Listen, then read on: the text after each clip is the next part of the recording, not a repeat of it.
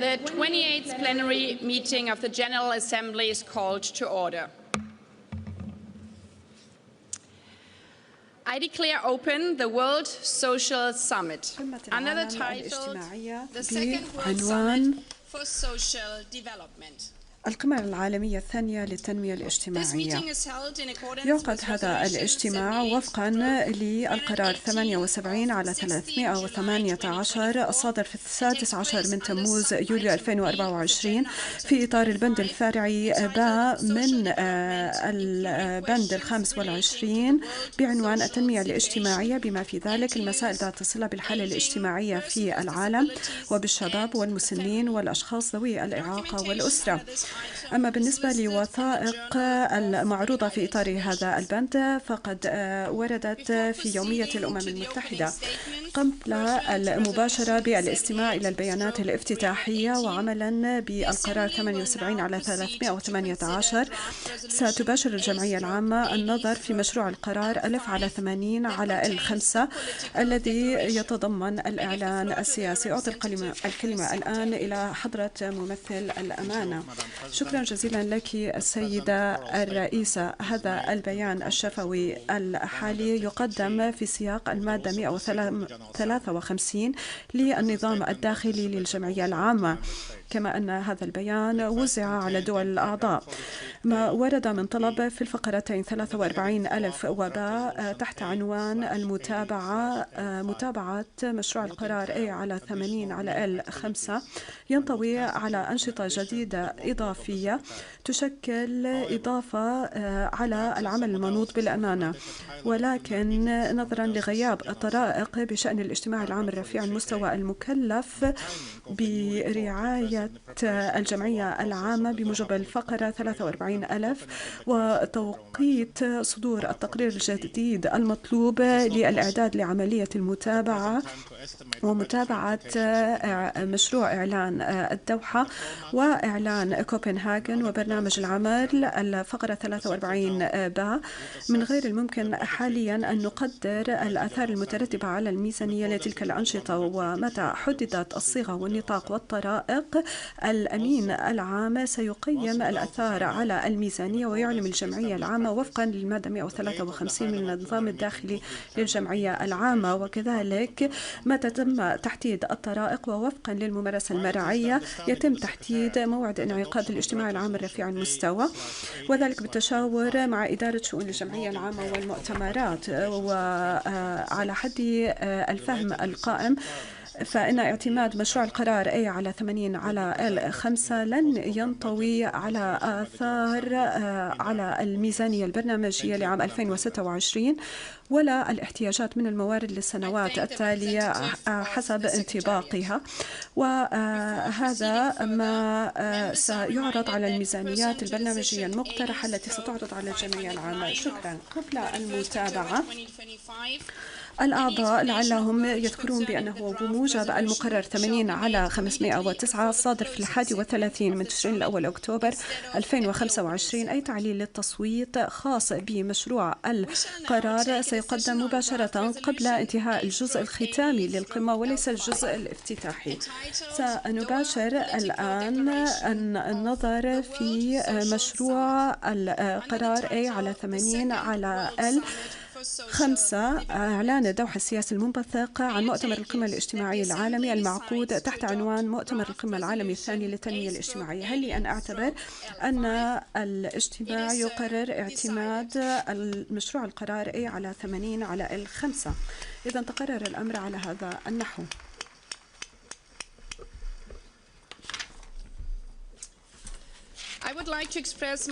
أعرب عن صادق الشكر إلى صاحبة المعالي السيدة سوفي دي شميت ممثلة دائمة بلجيكا لدى الأمم المتحدة، وصاحب السعادة السيد عمر هلالة مندوب دائم المغرب لدى الأمم المتحدة، وقد تمكنا باقتدار من تسيير مناقشات ومفاوضات معقدة تناولت الإعلان السياسي، وأعرب عن شكري كذلك إلى صاحب السعادة فيليب كريبيلا مندوب بلجيكا السابق لدى الأمم المتحدة على عمله المنجز في المراحل الابتدائية لهذه العملية، وأنا على يقين بأن الجمعية العامة ستنضم إلي في توجيه صادق الامتنان إليهم.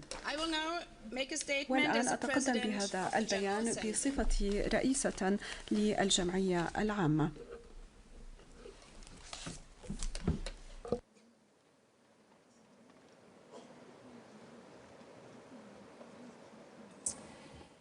Your Highness, صاحب السمو، صاحب السعادة الأمين العام، أصحاب السعادة، حضرة السيدات والسادة، تعلمنا من كوبنهاغن منذ 3 عقود أن التنمية الاجتماعية والشمول عنصران أساسيان لبناء مجتمعات مدينة، واليوم يجب أن تكون الدوحة الشوط الأخير على هذا المسار بحيث لا يتخلف أحدهم عن الركب، ووضع هذا يسمح بوضع حد للظلم الاجتماعي ويضمن كرامة الجميع. تعليق الأولوية على التركيز أولاً على الفرد، كوبنهاغن ركزت أساساً على أهداف التنمية المستدامة وتالياً ميثاق المستقبل. في العقود ال3 المنصرمة شهدنا تلك القوة التي يمكن أن يسخرها المجتمع الدولي، حيث الأمم المتحدة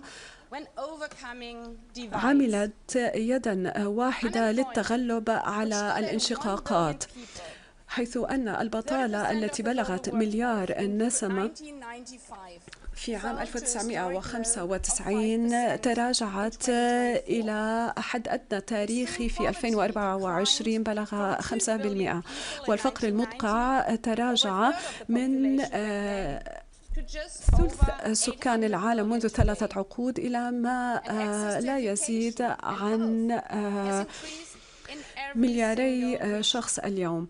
والتجارة والتنمية شملت الجميع، ولكن منذ انعقاد كوبنهاغن شهدنا كذلك أن النمو الاقتصادي وحده لم يكن كافيا لانتشال الأفراد في كل الأقاليم من براثن الفقر، وهذا الفقر يتنامى دون حدود أو إشراف، لأن هذا يزيد من اتساع الهوة والاختلالات الهيكلية التي تشكل ركيزة هذا الوضع. لذلك كان هناك تمرين ممتاز ينفذ على مستوى المدارس يسلط الضوء على هذه التظلمات الهيكلية، حيث أننا في المدارس يطلب منا أن نقف عند خط البداية وأن نستعد للانطلاق. بالتأكيد المدرس سيقاطع ويطلب من التلاميذ أن يأخذوا خطوة إلى الوراء.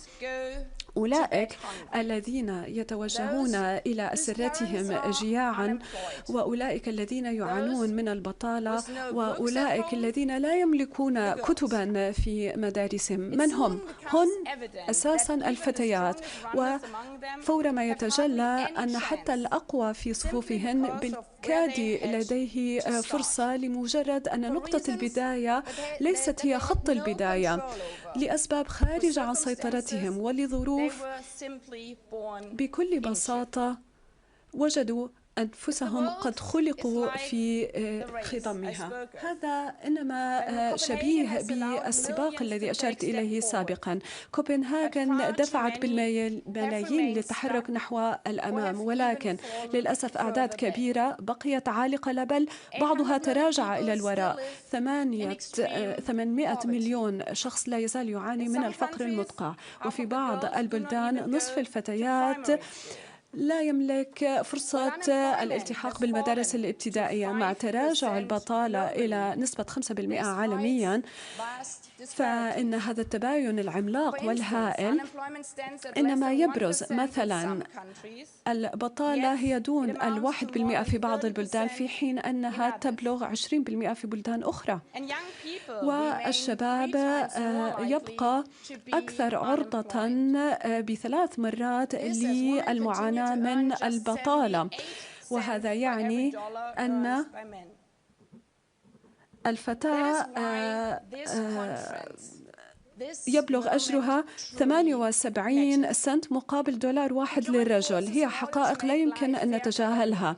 يجب أن نحقق عالم منصف للجميع بغض النظر عن ظروف وملابسات الولادة، وإن كان بلدك يعاني من النزاعات والكوارث. أشير إلى 3 نقاط في إطار التحديات والفرص المشتركة ذات الصلة بالتنمية الاجتماعية. أولاً، يجب على وجه الاستعجال أن نعالج أهم عقبة تقف أمام تحقيقنا للتنمية الاجتماعية، وهي الأزمة المناخية. وهذا ما شهدناه مرارا وتكرارا. غداة كارثة مناخية فإن الخدمات الاجتماعية وإجمالي الناتج المحلي يتراجع على الفور. في الأسبوع الماضي عاصفة ميليسا اجتاحت الكاريبي وأودت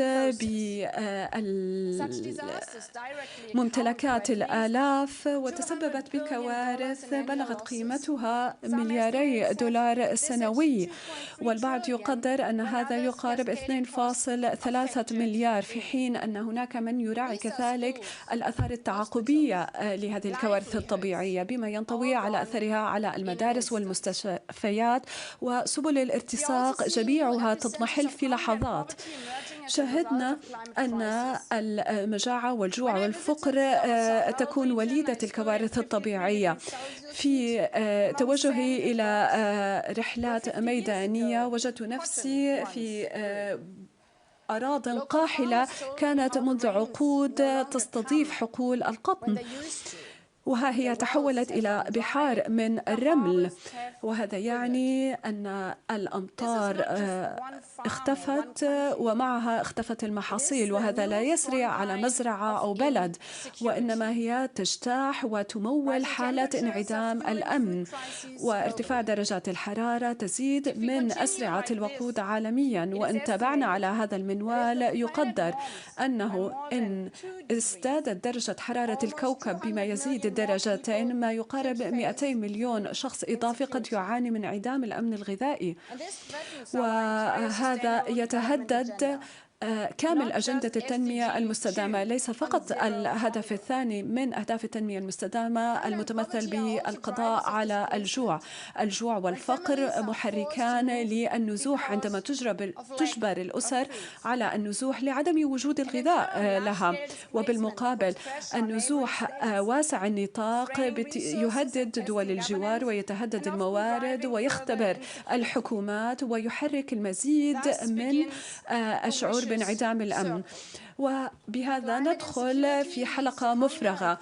انعدام الأمن المناخي يفضي إلى الجوع والفقر، وبدورها تؤدي إلى النزوح والزعزعة. بالرغم من ذلك هناك جانبها إيجابية. لا يزال في قدرتنا أن نحد من الانبعاثات وارتفاع درجة الحرارة دون الدرجتين. هناك وقت لا يزال في متناول اليد للقضاء على الجوع. نحن لا نقدم حسنة، إنما الأمر يتعلق بأمن ومصالح شخصية وذاتية لكل البلدان. وبهذا أنتقل إلى نقطتي التالية. هذه القمة العالمية الثانية للتنمية الاجتماعية إنما تذكرنا بأن بغية الإلمام بهذه المسائل متعددة الأبعاد لابد لنا من أن نعتمد حلول وأجندات متعددة الأبعاد ومترابطة فيما بينها. إن إعلان الدوحة إلى جانب أهداف التنمية المستدامة تستدعي وضع استراتيجيات شمولية، لأنك لا يمكنك أن تسوي مسألة الجوع بمعزل عن الصحة والانعدام المساواة، وتحديدا في مجال التعليم. العمل المناخي غير المرتبط بضمان العمل اللائق لا فرصة له. الأهداف 17 ليست منفصلة فيما بينها إنما هي مترابطة، حيث هدف يعجل من التقدم في هدف آخر. هذه ليست أجندات في صوامع، وإنما جميعها يؤكد على أن الأمن البشري هو ركيزة الأمن العالمي. وعليه. لعل أهم مهمة تقع على عاتقنا هنا في الدوحة وفي الأسبوع المقبل لدى انعقاد قمة المناخ في برلين وكذلك طوال دورة الجمعية العامة في نيويورك أن نعيد الالتزام بهذه المهمة لحل هذه المشكلة بطريقة تشمل كل الأقاليم، وذلك نظرا للترابط الشديد في عالمنا. وهذا يعني أن ما من بلد أو إقليم قادر أن يحقق مصالحه بمعزل عن غيره، من أمن الطاقة إلى سلاسل الإمداد والوساطة في النزاعات. على سبيل المثال، الاعتداءات التي يشنها الحوثيون على سفن البضائع في البحر الأحمر وهي تؤثر على الشحن والموانئ وكذلك المصانع التي تتوقف عن العمل في أوروبا، وكذلك العدوان الروسي على أوكرانيا حيث السفن المعبأة بالقمح بقيت عالقة في البحر الأسود، وهذا تسبب بانعدام الأمن الغذائي حتى في هذا الإقليم إلى جانب أقاليم أخرى حول العالم. هذه الأزمات إنما تذكرنا بأننا في سباقنا هذا لمكافحة الجوع والفقر نحن لا نتنافس مع بعضنا البعض، إنما نحن في سباق معا، وذات السلسلة التعاقبية التي تؤثر وتشل من حركة إقليم تبطئ من الحركة في الأقاليم الأخرى. وهذا يأتي بي إلى نقطة الثالثة، معاودة الالتزام بأهداف التنمية المستدامة، يعني سد الثغرة المتمثلة ب4 تريليونات من الدولارات بما يشمل تمويل نقل التكنولوجيا والتحول التكنولوجي والرقمي، وكذلك تعميم المنفعة على الجميع وليس على القلة، لأننا ندرك بأن أهم مشكلة يعاني منها العالم ليست المال إنما مكان وكيفية استثمار تلك الأموال، ويجب أن نضمن أن تبلغ هذه المنافع الجميع وفي كل مكان حول العالم.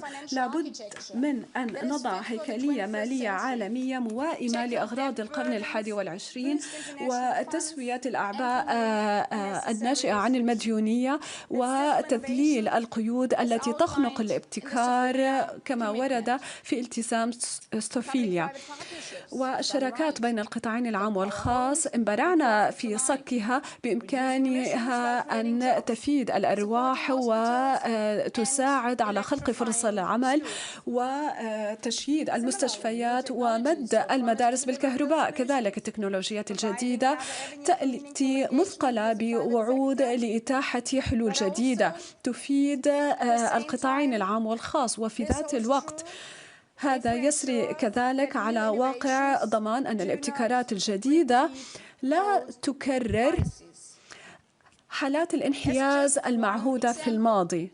وأكتفي بمثال واحد، عندما أطلقت آبل البطاقة الائتمانية في 2019 خوارزمياتها وبشكل ممنهج أعطت حدود أعلى ائتمانية للرجال مقابل النساء. لم يكن في ذلك خطأ تكنولوجي، نماذج الذكاء الاصطناعي التي تتعلم من المجتمعات تعلمت هذا التمييز ضد المرأة المتجذر في مجتمعاتنا وزاد من التمييز ضد المرأة. ولكن الأدلة واضحة وجلية، بإمكان الجميع أن ينتفع لدى تصميم وبناء هذه النظم، حيث أن التمثيل المتساوي للمرأة من شأنه أن يضمن أن التكنولوجيا قادرة على التمكين وليس الاستغلال. ومجددا، هذه ليست مجرد مسألة تتعلق بالقيام بالسليم والعادل، إنما المسألة بكل بساطة تعني خدمة المصالح الشخصية للجميع. وإذ نعبر في هذه الحقبة التكنولوجية الجديدة سنشهد مبتكرات جديدة تزيد من الربحية. الرجل والمرأة من كل بقاع العالم وتحديدا من كل البلدان النامية والأقل نمواً. حضرات السيدات والسادة، نحن نمر بأوقات تعاني من تحديات جيوسياسية ومشرذمة للغاية، وإعلان الدوحة هذا الذي صيغ بمشاركة الجميع تنفيذه لن يكون سهلا، ولكن يجب أن نستلهم من أولئك الذين استعدوا للمشاركة في السباق، وحتى من أولئك الملايين الذين يمثلونهم. لا يتراجعون ولا يشعرون بالخذيلة بالرغم من العراقيل، وهذا ما يجب أن نقوم به نحن، حيث أننا انتهينا للتو من اعتماد هذا الإعلان وقطعنا الوعود المقطوعة بتسوية أرضية الملعب لصالح الجميع الآن وللأبد. شكراً.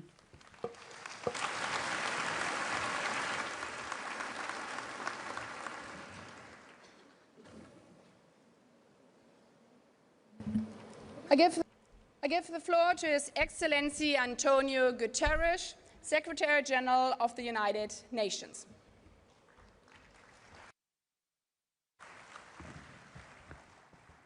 Your Highness, the Amir of Qatar, our host, Madam President of the General Assembly, Your Majesties, Your Highnesses, Excellencies, ladies and gentlemen. The first World Summit for Social Development in Copenhagen in 1995 was a moment of moral clarity. It reminded us that true development isn't about prosperity for the few. It is about opportunities for the many, grounded in social justice, full employment, and human dignity. Since then, over 1 billion people have escaped extreme poverty. Global unemployment is at a near historic low. Access to healthcare, education, and social protection has dramatically expanded. People are living longer, and child and maternal mortality have declined. And more girls are attending school, with rising graduation rates for all students. These achievements were the result of actions by the global community to deliver on the promise of the 2030 Agenda for Sustainable Development. Actions by governments to invest in systems that lifted people up rather than leaving them behind. Actions by international organizations and civil society partners to support development. Actions by businesses to ensure that practices enable, not erase, social development and social justice. And actions by donors to help countries invest in their people, infrastructure, and economies. But this second World Summit for Social Development opens at a moment of high global uncertainty, divisions, conflicts, and widespread human suffering. People are still facing hunger, poverty, displacement, and unemployment. Developing countries are not getting the level of support they need. And we are not moving fast enough to mitigate the volatility and outright destruction wrought by a warming planet. And we are falling short on the Sustainable Development Goals. Your Majesties, Your Highnesses, Excellencies, the Doha Political Declaration represents a booster shot for development. At its heart, the declaration is a people's plan.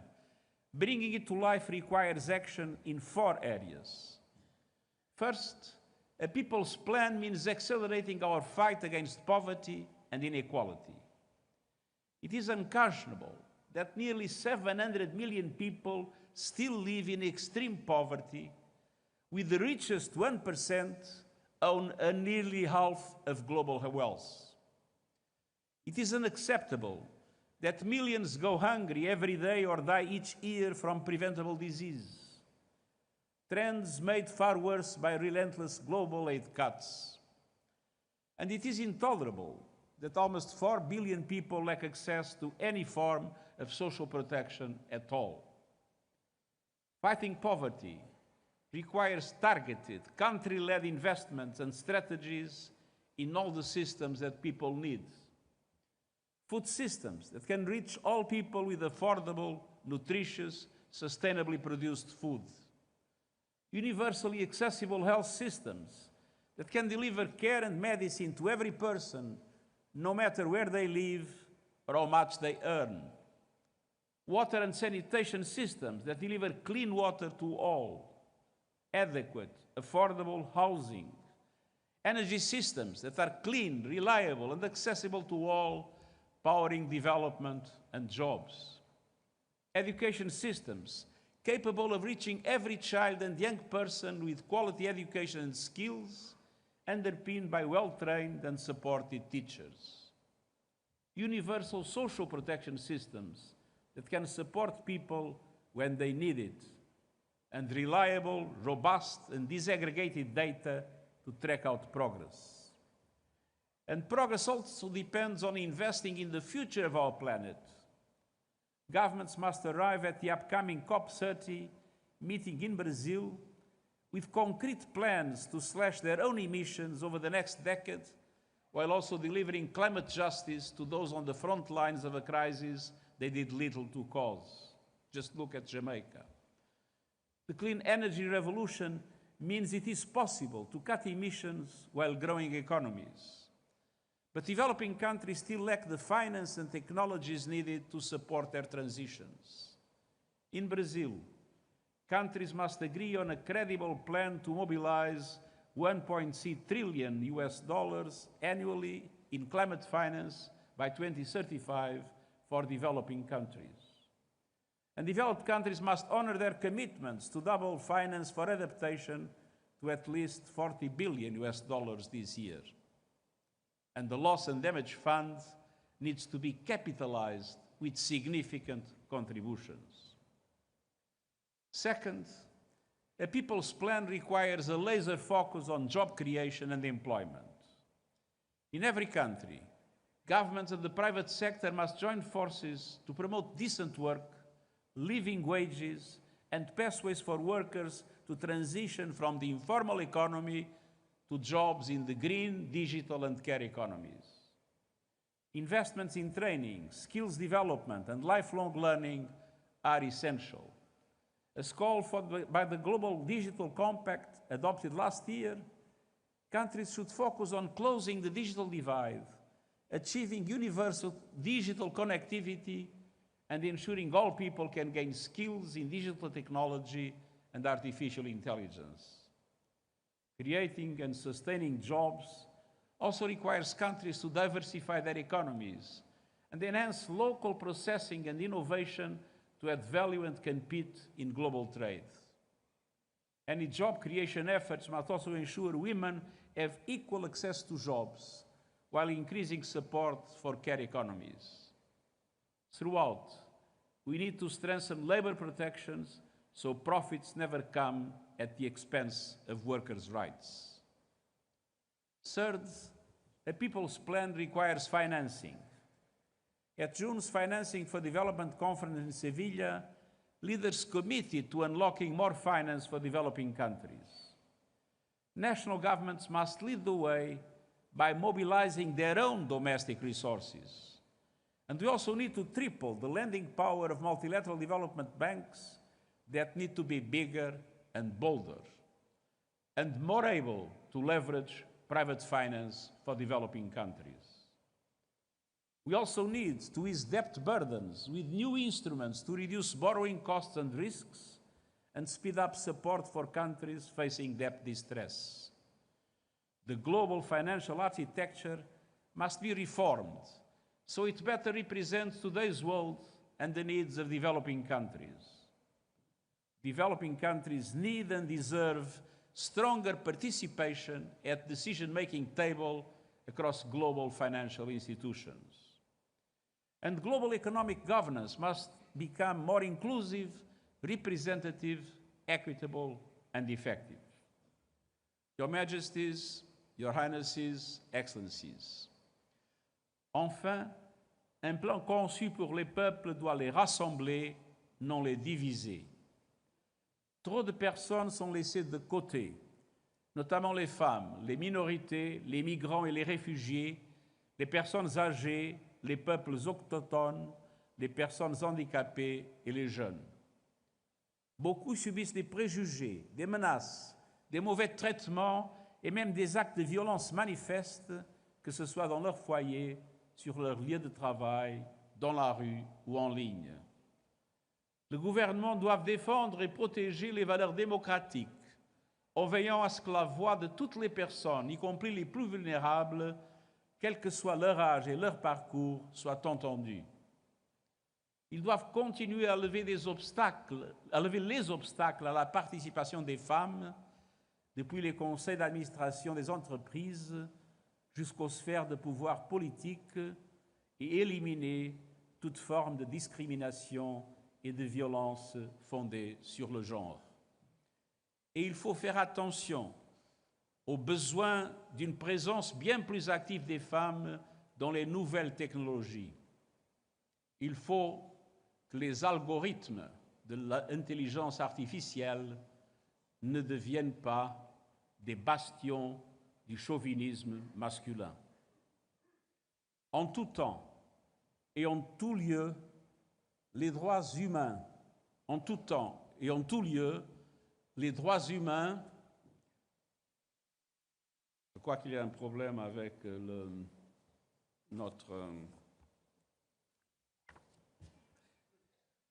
resteront notre boussole et nous montrerons la voie vers la justice et un avenir meilleur pour tout le monde. Majesté, Altesse, Excellence, ce sommet est placé sous le signe de l'espoir, un espoir porté par l'action collective. Il s'agit de mobiliser la volonté politique et les ressources financières nécessaires à la poursuite du voyage que nous venons d'entamer ensemble il y a 30 ans à Copenhague. Guidés par la déclaration de Doha, faisons aboutir ce plan audacieux que l'humanité réclame et mérite. Je vous remercie.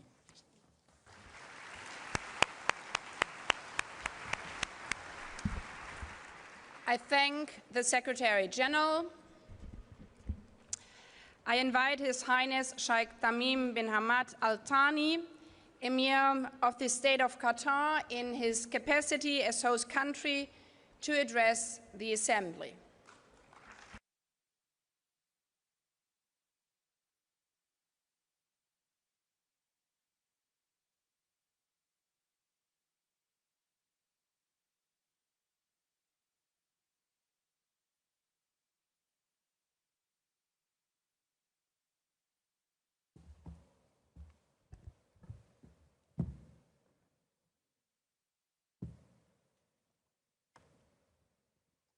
بسم الله الرحمن الرحيم. سعادة رئيس الجمعية العامة للأمم المتحدة، سعادة الأمين العام للأمم المتحدة، أصحاب الجلالة والفخامة والسمو، أصحاب المعالي والسعادة، الحضور الكرام، السلام عليكم ورحمة الله وبركاته. يطيب لي في البداية أن أرحب بكم جميعا في الدوحة، متمنين لكم طيب الإقامة. تعتز دولة قطر لاستضافة هذه القمة التي تأتي بعد 30 عاماً على انعقاد القمة الأولى في كوبنهاجن عام 1995، وهي مناسبة للتأكيد على روح التضامن والتعاون الدولي في مواجهة التحديات التي تعيق النمو الاقتصادي وتبطئ تحقيق أهداف التنمية البشرية، الأمر الذي يهدد السلم الاجتماعي. تنطلق استضافتنا لهذه القمة من إيماننا الراسخ بأهمية العمل الجماعي في قضايا يفترض أن لا تكون خلافية لمواجهة التحديات العالمية المشتركة، وحرصنا على تعزيز التنمية الاجتماعية ودعم الجهود الدولية الرامية إلى القضاء على الفقر وزيادة فرص العمل وتعزيز كل ما يضمن كرامة الإنسان وتحقيق الإدماج الاجتماعي، وصولاً إلى مستقبل أكثر ازدهاراً وعدلاً للجميع. وفي هذه المناسبة نثمن الجهود الحثيثة للسيد أنطونيو غوتيريش الأمين العام للأمم المتحدة، والتي تجسد اهتمامه المعهود بتطوير عمل منظمة الأمم المتحدة، والشكر موصولاً لإدارة الشؤون الاقتصادية والاجتماعية بالأمم المتحدة على ما بذلته من تنسيق وتحضير لهذه القمة. الحضور الكرام، ليست التنمية الاجتماعية خياراً، بل هي ضرورة وجودية.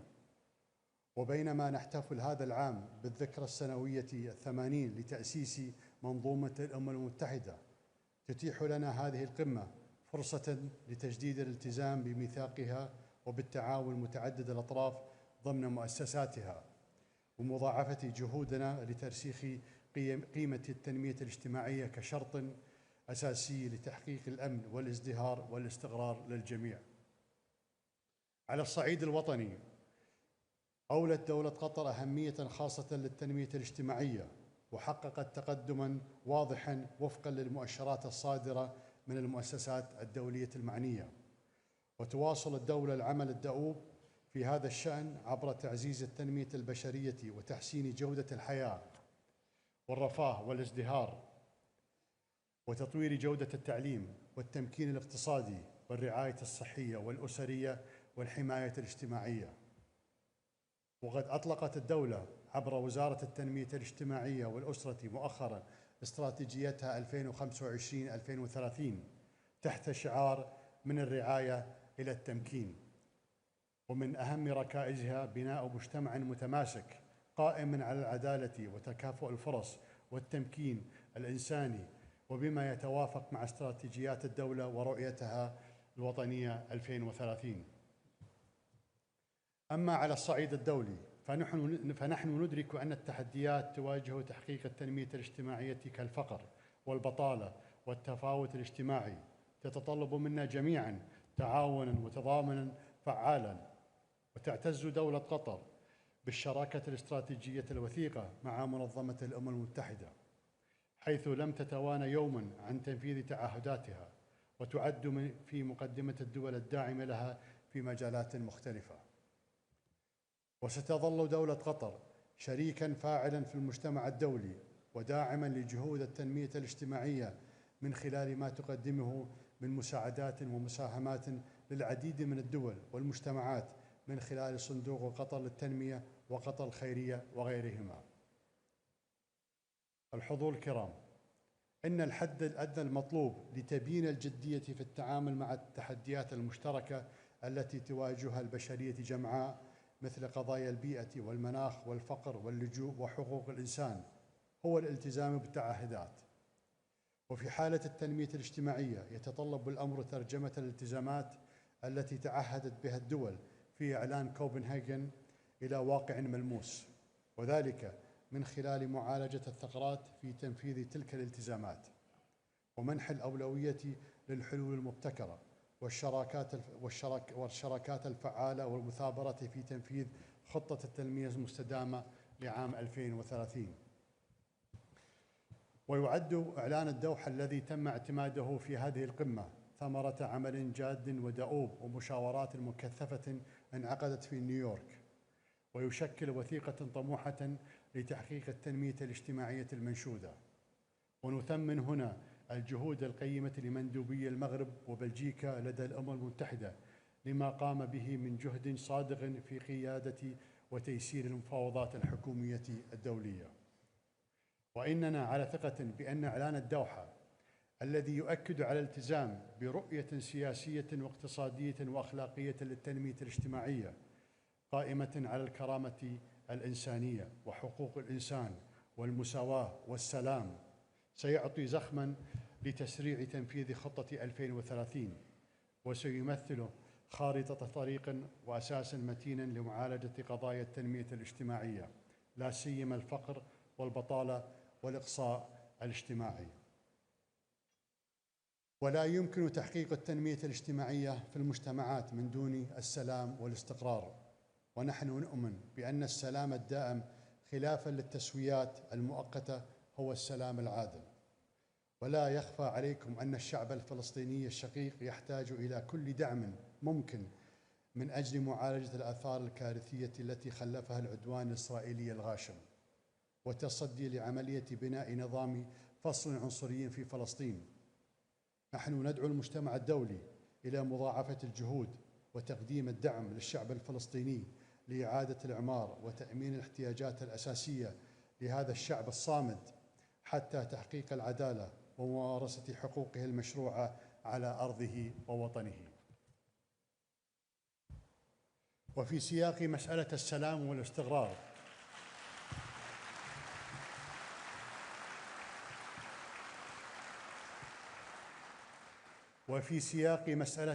والاستقرار لا يسعني أن أختتم هذه الكلمة دون الإشارة إلى صدمتنا جميعاً من هول الفظائع التي ارتكبت في مدينة الفاشر في إقليم دارفور في السودان وإدانتنا القاطعة لها.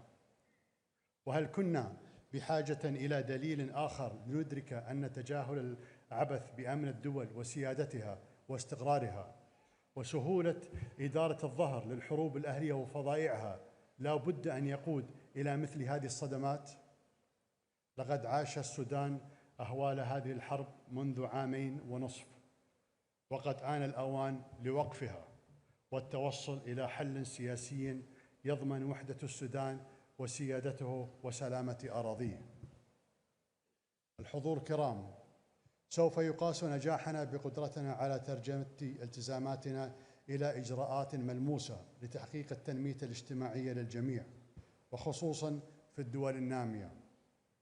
ويمكننا سوية أن نحول هذا المؤتمر إلى منعطف هام بحيث تسفر مداولاتنا عن خطوات عملية وفعالة تسهم في تحويل شعارات السلام والتنمية الاجتماعية والرفاه إلى واقع ملموس للجميع بلا تمييز.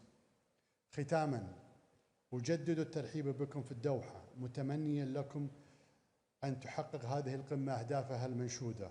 أشكركم والسلام عليكم ورحمة الله وبركاته.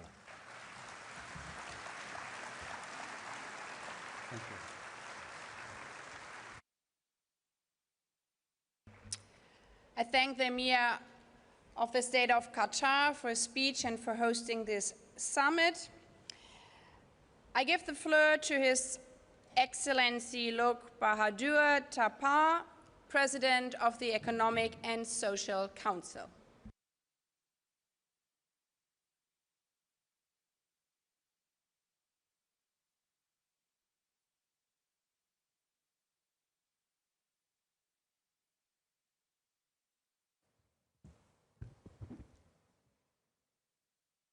Madam President, Your Highness, Amir of the State of Qatar, heads of the state and government, honorable ministers, Mr. Secretary General, Excellencies, distinguished delegates, ladies and gentlemen. It is an honor and privilege for me to join in the opening of the Second World Summit for Social Development. I thank the State of Qatar for hosting this summit, and I'm grateful to His Highness, the Amir of the State of Qatar, for his leadership and hospitality. I also thank my colleagues, His Excellency Omar Hilale, permanent representative of Morocco, and Her Excellency Sophia De Smith, permanent representative of Belgium, for skillfully steering the negotiation that led to the Doha political declarations.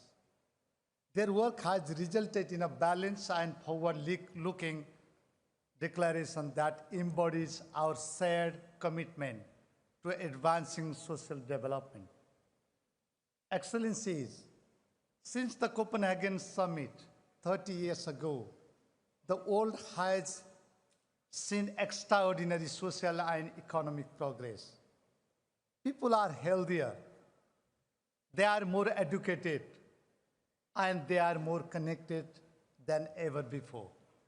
Yet, we are still far from reaching the SDGs. Only 35% of the SDG target are on the track, and governments are grappling with diminishing opportunities for meaningful employment, widening inequalities, and growing insecurities. On this, the Doha Declarations is a milestone. It underscores the urgency of strengthening the social dimension of social development. And it calls for actions on three interrelated priorities: ending poverty, ensuring full and productive employment and decent work for all, and promoting social inclusion. Excellencies, over 800 million people still live in extreme poverty. In addition, billions live very close to the poverty line. Even a minor shock, a sudden illness, an unexpected expense, the loss of a job, or a climate-induced disasters can send them into poverty. Informal employment continues to affect over 80% of workers in Africa and 70% of workers in Asia. Income and wealth are increasingly concentrated at the top. Today, the world's richest 1% of the populations own more wealth than 95% of humanity combined. Nearly 2 billion people globally remain uncovered or inadequately protected by social protections, living without the safety nets that cushion shocks, preserve dignity, and enable resilience in the face of crisis. And societies are increasingly divided and polarized. Confidence and trust in institutions seem to be eroding. Distrust fueled by misinformation and disinformation fractures social cohesion and undermines our ability to achieve the Sustainable Development Goals. Addressing these myriad issues lies at the heart of the mandate of the Economic and Social Council. Excellencies, the 80th anniversary of the Council is an opportunity to renew our joint commitment to its enduring values: cooperation among nations, inclusive development, and the dignity of every person. Those principles have guided the Economic and Social Council since 1945. They continue to define our work today. The 5-year review process agreed in the Doha declarations provides an important opportunity to measure progress and renew momentum. The General Assembly will lead that effort, and the ECOSOC system will support it by bringing together governments, UN systems, stakeholders to translate shared commitments into actions. The role of the Commissions for Social Development will be pivotal in this regard. We should spare no effort in strengthening it. ECOSOC forums and segments provide important opportunities to connect global policy with actions on the ground. Excellencies, under Nepal's presidency, ECOSOC is advancing global cooperations on food systems, financing for development, climate resilience, and digital inclusion and youth entrepreneurship, issues that underpin poverty, education, decent work, and social inclusion. Our policy guidance support implementations at the local, national, and regional levels, strengthening the government's efforts.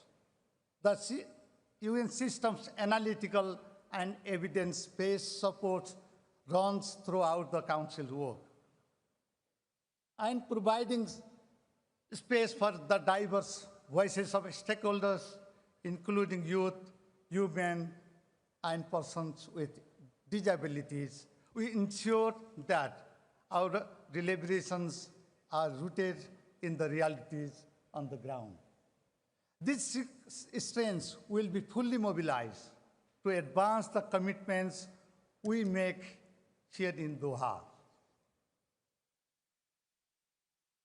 ECOSOC will continue to work with member states, the UN systems and partners to ensure that the Doha declarations translates into tangible progress in people's lives.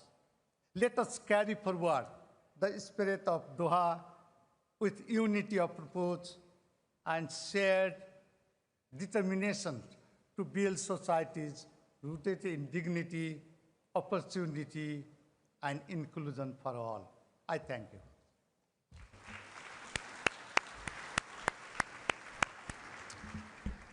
I thank the President of the Economic and Social Council. We've heard the last speaker in this opening segment. Before giving the floor to the first speaker on the list of speakers, delegations are reminded that statements are limited to 5 minutes.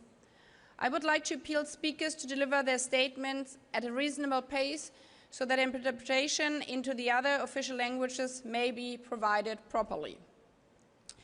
As members are aware, pursuant to Resolution 78/318, in addition to the plenary meetings, the summit will have 2 high-level roundtables. The first roundtable will start this afternoon at 3 p.m.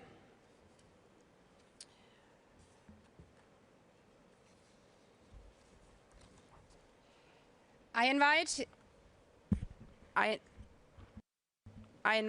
now my microphone is not, I invite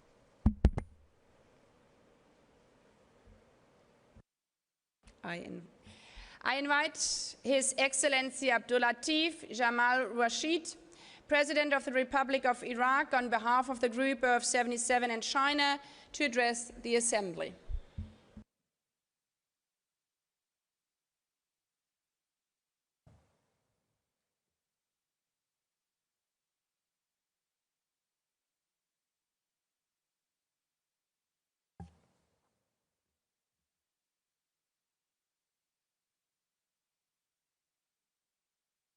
Your Excellencies, distinguished delegations, ladies and gentlemen, it's an honor to deliver this statement on behalf of Group 77 and China. First and foremost, the group takes this opportunity to thank the co-chairs of the intergovernmental process and the permanent representatives of the Kingdom of Morocco and Belgium for their leadership, tireless efforts, and thoughtful guidance throughout this process.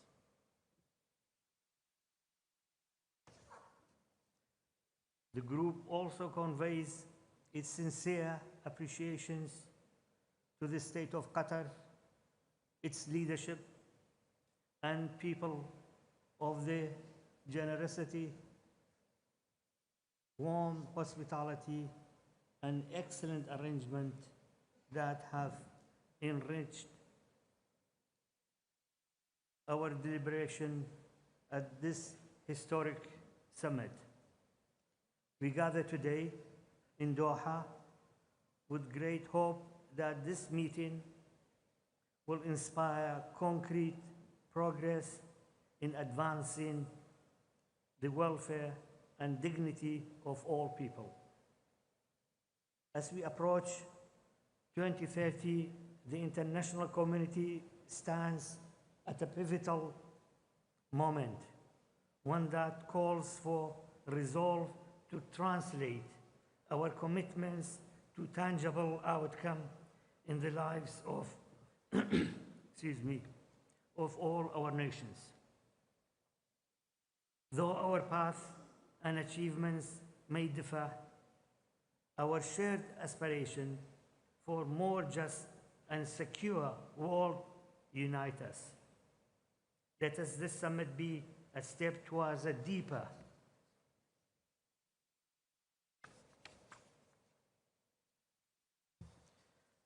cooperation and solidarity among nations in pursuit of that common vision. Against this background, excuse me, this background, the group wishes to emphasize the following points. First, we must redouble our collective efforts and place equal emphasis on the three pillars of social development to achieve the commitment made 30 years ago. Addressing the existing gaps and inadequate means of implementation remains a pressing challenge. The principle of common but differentiated responsibilities must remain central, as the international cooperation and solidarity are indispensable and to addressing these challenges. Second, the group underscores the urgent need to confront persistent social development challenges by reducing uncertainty, inequality, and insecurity, while upholding human dignity, human rights, and fundamental freedom for all.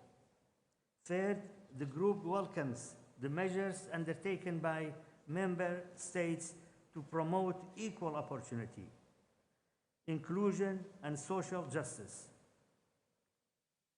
and reaffirm its full commitment to ensuring that all individuals are empowered to participate fully in social, economic, and political life. Fourth, the group welcomes the inclusion of racism as a cross-cutting issue in the outcome text, highlighting the need to stop up our efforts to fight against all forms of racism, racial discrimination, xenophobia, and related intolerances. However, the group regrets that genuine progress in addressing this enduring scourge still falls behind our aspiration. Fifth, the group stresses that migration is an ember of development and recognize the positive contribution of migrants to inclusive growth and sustainable development in countries of the origin. Transit and destination. We acknowledge the importance of addressing the nexus between international migration and social development in a comprehensive and balanced manner. Six, while technology is an essential tool for achieving development goals, access to its benefits remains unequal. The group, therefore, emphasizes the urgent need for concerted action to bridge the growing digital divide. Seventh, the group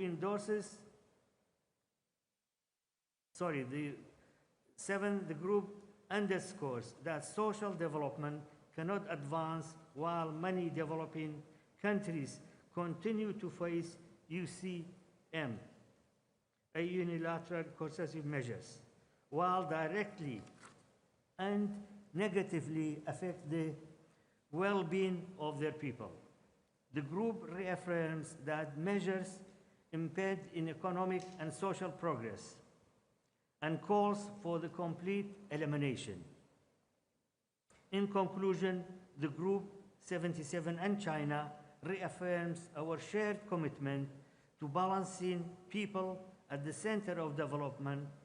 Let Doha mark a renewed resolve to act with unity, compassion, and determination so that the promises we make today become a living reality for all. Let us leave no one behind. I thank you for listening to these comments.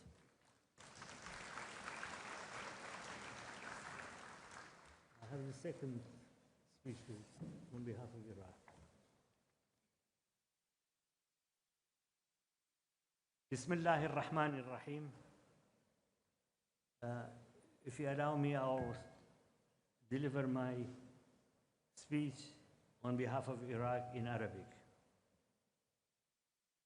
صاحب السمو الشيخ تميم بن حمد آل ثاني أمير دولة قطر الشقيقة، أصحاب الجلالة والفخامة والسمو والمعالي، معالي السيد أنطونيو غوريتش أمين العام الأمم المتحدة، الحضور الكرام، السلام عليكم ورحمة الله وبركاته. بداية نتقدم بالشكر جزيل الشكر إلى دولة القطر الشقيقة على استضافتها الكريمة لهذه القمة التي تأتي في توقيت بالغ الأهمية، نقف فيه على أعتاب مرحلة جديدة تتطلب تجديد الالتزام الدولي بالعدالة الاجتماعية وتعزيز العمل اللائق وبناء مجتمعات أكثر شمولاً وإنصافاً. كما نتوجه بالشكر إلى منظمة الأمم المتحدة ووكالاتها المتخصصة على دعمها المستمر للدول الأعضاء في تنفيذ أجندة التنمية المستدامة لعام 2030 وعلى شراكتها الفاعلة مع العراق في مسيرتها التنموية. والشكر موصول إلى الدول المشاركة والجهات المعنية على ما بذلته من جهود كبيرة في إعداد وتقديم إعلان دوحة الذي يمثل خطوة كبيرة نحو تعزيز التنمية الاجتماعية الشاملة والمستدامة على مستوى العالم. السيدات والسادة، إن اجتماعنا اليوم في القمة الثانية يأتي بعد 30 عاماً على قمة كوبنهاغن عن تاريخية عام 1995، ويمثل فرصة متجددة لتقديم ما تحقق واستشراف آفاق جديدة للعمل الجماعي في مواجهة التحديات المتسارعة التي يشهدها عالمنا من أزمات اقتصادية ومناخية واجتماعية متشابكة تتطلب مقاربات أكثر عدلاً وإنسانية. يؤمن العراق بأن الاستثمار في الإنسان هو الطريق الأضمن لبناء السلام والاستقرار والتنمية المستدامة. إن العدالة الاجتماعية ضرورية وجودية لضمان الأمن والاستقرار والعيش الكريم، فالتفاوت في الفرص والضغوط الاقتصادية والتغييرات المناخية وأزمات الجفاف والفقر تضع على عاتق المجتمع الدولي مسؤولية مضاعفة لتجديد الالتزام بالمبادئ التي قامت عليها التنمية الاجتماعية، العدالة والمشاركة وكرامة الإنسان. إن العراق بعد عقود من الحروب والإرهاب والتحديات الاقتصادية يسير نحو التعافي والتنمية بالاعتماد على عدد من الخطط الاستراتيجية الوطنية لتحقيق التنمية الاجتماعية التي تعمل على تقليل الفقر وتحسين التعليم والرعاية الصحية وتمكين المرأة والشباب وتعزيز المشاركة الأشخاص ذوي الإعاقة وكبار السن في حياة العامة. وقد حقق العراق خلال السنوات الأخيرة تقدماً مهماً في الإصلاح منظومة الحماية الاجتماعية، فانتقل تدريجاً من النموذج التقليدي القائم على مساعدات إنسانية في أوقات الأزمات إلى نظام أكثر استدامة وعدالة يرتكز على مبادئ حقوق الإنسان والتأمينات الاجتماعية. السيدات والسادة، لقد صادق العراق عام 2023 على اتفاقية منظمة العمل الدولية رقم 102 بشأن حد الأدنى للضمان الاجتماعي تأكيداً لالتزامه بالمعايير الدولية، وأحرز تقدماً ملموساً في مجال الحماية الاجتماعية خلال السنوات الأربع الأخيرة. فقد انخفضت معدلات الفقر، ما يعكس فعالية الإصلاحات الهيكلية في مجال الحماية الاجتماعية والتنمية المستدامة. كما قمنا بتوسيع قاعدة المستفيدين من برنامج الحماية الاجتماعية بشكل ملحوظ، فقد ارتفع عدد الأسرة المشمولة بالحماية الاجتماعية بنسبة 140%. وبالتوازي مع ذلك ارتفع الإنفاق على حماية الاجتماعية من تريليون دينار إلى أكثر من 5 تريليون دينار عراقي. وفي إطار الانتقال من الإعانة إلى الإنتاج، تم إطلاق برنامج تمكين الاقتصاد طموحاً استفاد منها عشرات الآلاف من الأشخاص مع صرف مبالغ لدعم المشاريع الصغيرة والمتوسطة. وقد أسهمت هذه البرنامج في انخفاض معدلات البطالة، كما استفادت آلاف النساء من برنامج تمكين المرأة الاقتصادي. إن التنمية الاجتماعية مسؤولية جماعية تشمل القطاع الخاص والمجتمع المدني والشباب، سيما بعد دخول العراق الهيئة الديمغرافية سنة 2024، حيث تجاوزت نسبة الفئة العمرية بين 15 عاماً و 64 عاماً نسبة 60% من مجموع السكان. من هنا سعى العراق إلى شركات وطنية وإقليمية ودولية لتعزيز فرص العمل وتطوير المهارات وتحفيز ريادة الأعمال، خاصة بين الشباب والنساء، باعتبارهم الثروة الحقيقية لمستقبل بلادنا. يولي العراق أهمية خاصة لقضية التغيير المناخي وتأثيره المباشر على التنمية الاجتماعية. فالعراق يعاني من تحديات بيئية حادة منها شحة المياه والتصحر، وقد أطلقنا مبادرة العراق الأخضر التي تهدف إلى مواجهة هذه التحديات من خلال مشاريع التشجير والطاقة النظيفة. وفي إطار رؤيتنا المناخية بين 2024 إلى 2030 نعمل على زيادة إنتاج الطاقة المتجددة وتركيب منظومات الطاقة الشمسية في مئات من المباني الحكومية، فضلاً عن التوجه المتزايد للقطاع الخاص للمواطنين لاعتماد الطاقة المتجددة، والاهتمام بالزراعة لتحسين جودة الهواء وتكييف مع التغيير المناخي. وفي مجال الأمن الغذائي اعتمدنا استراتيجية متكاملة تركيز على تطوير البنية التحتية الزراعية وتحسين جودة وتنوع الأغذية، سعياً نحو تحقيق الاكتفاء الذاتي من المحاصيل الاستراتيجية. نعمل على ربط الحماية الاجتماعية بقطاع الزراعة من خلال دعم المشاريع الزراعية الصغيرة والمتوسطة وتمويل المزارعين بقروض مسيرة من أجل تحديث منظومات الري وتطوير البيئة التحتية الزراعية في الأرياف. نؤمن بأن التنمية الاجتماعية لا تحقق بمعزل عن التنمية الاقتصادية والسياسية والثقافية، لذا فإننا نعمل على تعزيز حكم الرشيد وتعزيز المشاركة الديمقراطية ومحاربة الفساد، باعتبارها أسساً ضرورية لأي مجتمع يسعى إلى تحقيق الرفاه والعدالة. وقد أحرزنا تقدماً مهماً في مجال الحوكمة والشفافية من خلال تطبيق برنامج التحول الرقمي، وأطلقنا السجل الوطني الموحد للحماية الاجتماعية لتوحيد قواعد البيانات وتحسين دقة الاستهداف والقضاء على حالات التكرار وتزوير لضمان وصول دعم للمستحقين فقط. نعمل على تعزيز التعاون مع بلدان الجنوب وتبادل الخبرات الناجحة في مجالات التعليم والصحة والحماية الاجتماعية بما ينسجم مع مبادئ ميثاق الأمم المتحدة.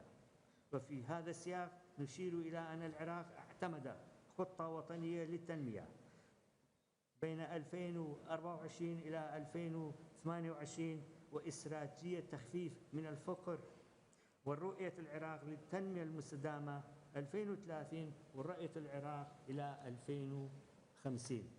كما تم إقرار سياسة التشغيل الوطنية لضمان فرص العمل الكريمة والآمنة للجميع. إن التحديات التي تواجه التنمية الاجتماعية عميقة وتتطلب جهودا مستمرا، فالنزوح والهجرة والأزمات الإنسانية والتغيير المناخي تتطلب جميعا استجابة شاملة ومتكاملة، وقد أنشأ صناديق الإعمار متخصصة لمعالجة هذه التحديات لدعم التنمية في المحافظات. ختاما، إن تحقيق العدالة الاجتماعية ومحاربة الفقر والفساد والقضاء على ظواهر الشاذة في المجتمعات كالفساد والمخدرات وتجارة الغير شرعية وغير ذلك من السلبيات ستسهم بشكل مباشر وفعال في محاربة الفقر وترفع مستوى المعيشي للمواطنين في بلداننا كافة. نؤكد الوقوف العراق إلى جانب المجتمع الدولي في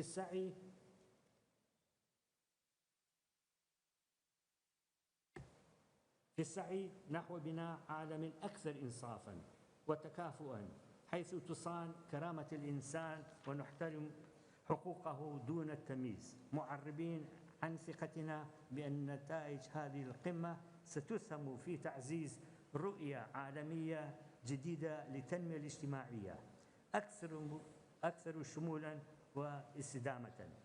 ونجدد شكرنا إلى دولة القطر الشقيقة على حسن الاستضافة، وللأمم المتحدة على جهودها المتواصل، والمجتمع الدولي على التعاون المستمر، آملين أن تعود نتائج هذا الحدث المهم بالفائدة على شعوبنا جميعا. والسلام عليكم ورحمة الله وبركاته.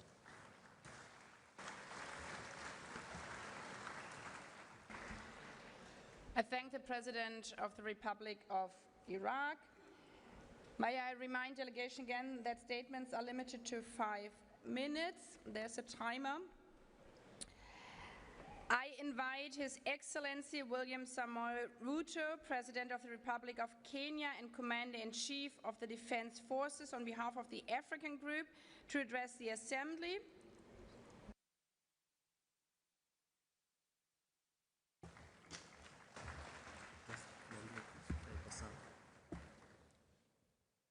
Madam President, Excellencies, Heads of State and Government, distinguished delegates, ladies and gentlemen, on behalf of the African Group, I extend warm appreciation to you, Madam President, and to the State of Qatar for hosting this historic summit, a moment to renew our shared promise 30 years after Copenhagen to place people at the heart of development.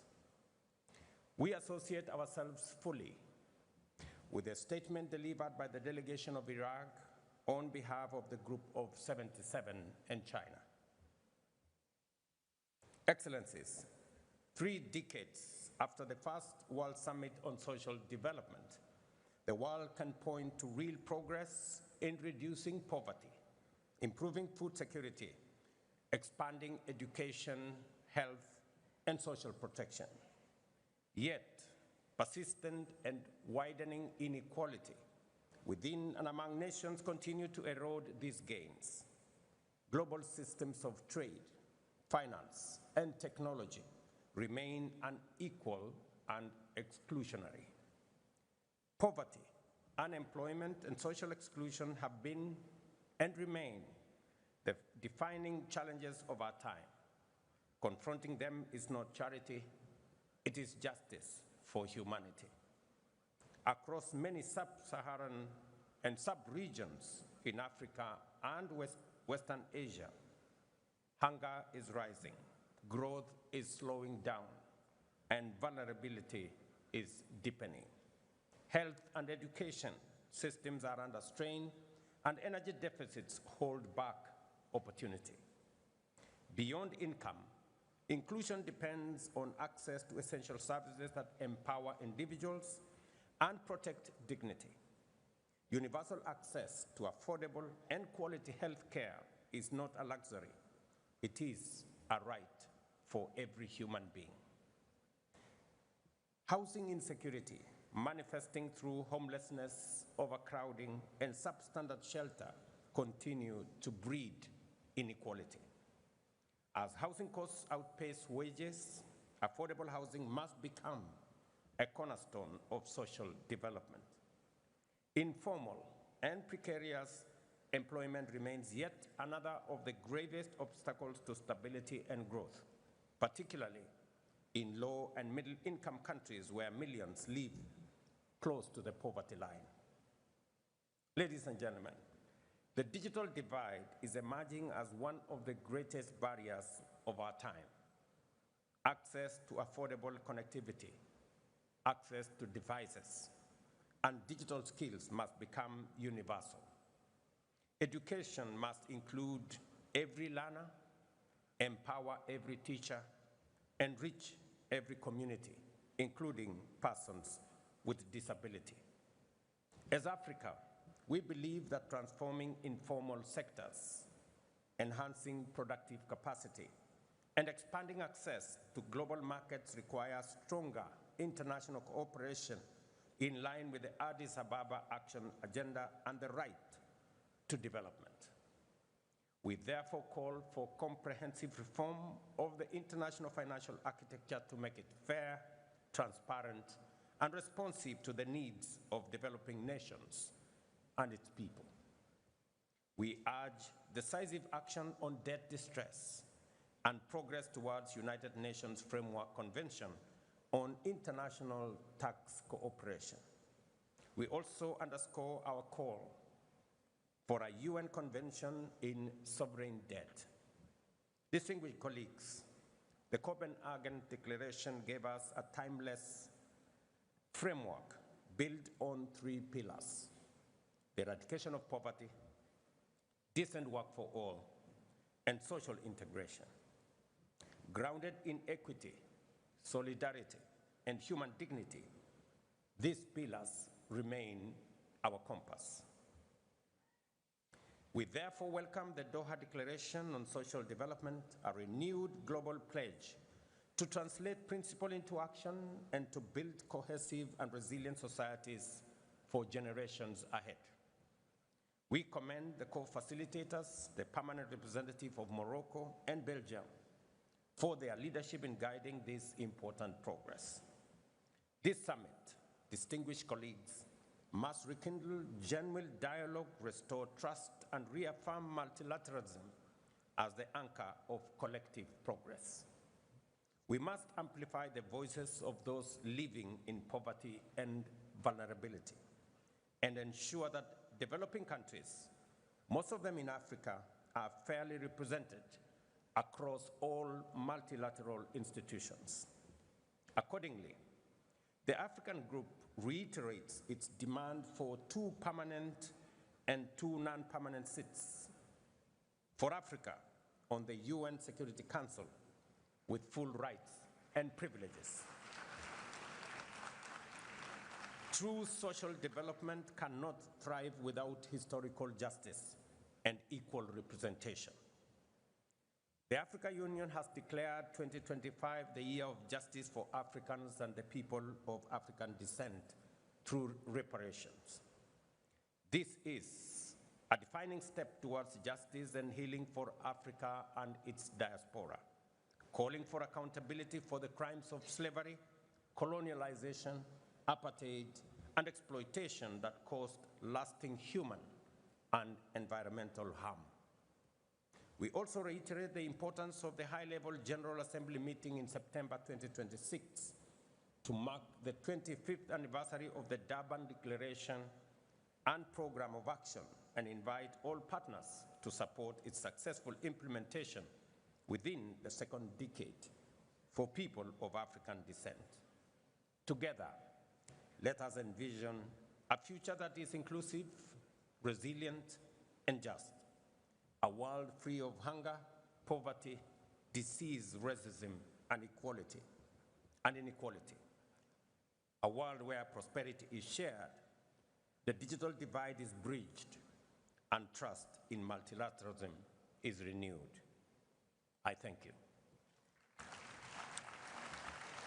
Allow me Madam President, having just addressed this assembly on behalf of the African Group, I now have the honor, with your kind indulgence, to deliver Kenya's national statement. In the years since Copenhagen, the world has made tremendous advances in science, technology, and innovation, transforming lives and transforming economies. Yet amid this progress, poverty, inequality, unemployment, and social exclusion persist, and in far too many places, they have deepened. In Kenya, through our bottom-up economic transformation agenda, we have charted a deliberate roadmap to confront these challenges head-on, and I am proud to share a few of its key highlights. We recognize that education is the most powerful equalizer in society. That is why Kenya has fully transitioned to the competence-based education and training system that emphasizes practical skills, innovation, and lifelong learning. Equally, to make higher education equitable, we introduced a student-centered funding model that guarantees access to quality education for every learner, regardless of their social or economic background. In 3 years, we have hired 76,000 new teachers, a number that will reach 100,000 by January 2026, improving the teacher-to-learner ratio from 1 to 45 to 1 to 29, putting us on course to meet UNESCO's 1 to 25 benchmark by 2027. We have also rapidly expanded technical and vocational training institutions across the country, ensuring that learners gain market-ready skills aligned with the needs of industry and entrepreneurship. Beyond education, we're empowering citizens economically through initiatives like the Financial Inclusion Fund, popularly known as the Hustler Fund.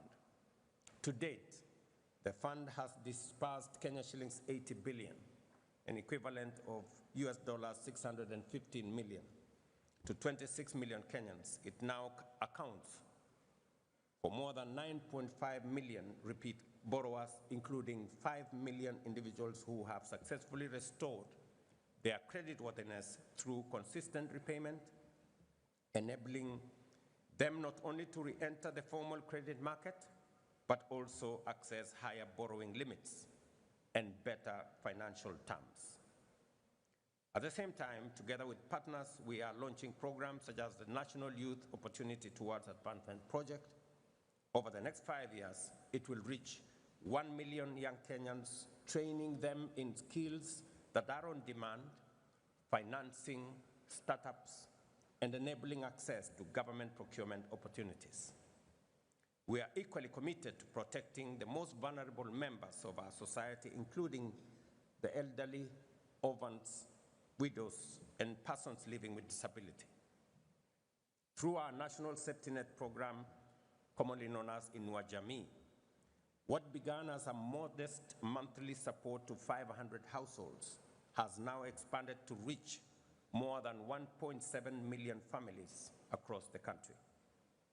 Madam President, Excellencies, through the Affordable Housing Program, we are delivering much-needed shelter while at the same time creating jobs and fostering inclusion. Today, over 230,000 housing units are under construction nationwide, employing more than 340,000 Kenyans and expanding opportunities for local artisans and small businesses. We are also expanding pathways for labor mobility through bilateral agreements with partner countries, like here in this great country of Qatar, where over 70,000 Kenyan nationals are proudly working and earning a decent living and contributing to inclusion back at home. In just 3 years, over 400,000 Kenyans have secured jobs abroad, sending home remittances that support families and strengthen our economy.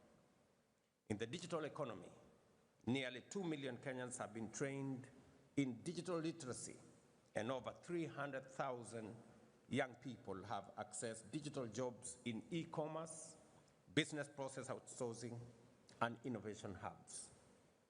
Through reforms in health, Ladies and gentlemen, the number of Kenyans with medical insurance has grown from 8 million in 2023 to 27.2 million today, ensuring that no one is denied health due to inability to pay. In summary, Excellencies, Kenya's experience affirms that people-centered policies deliver transformative results.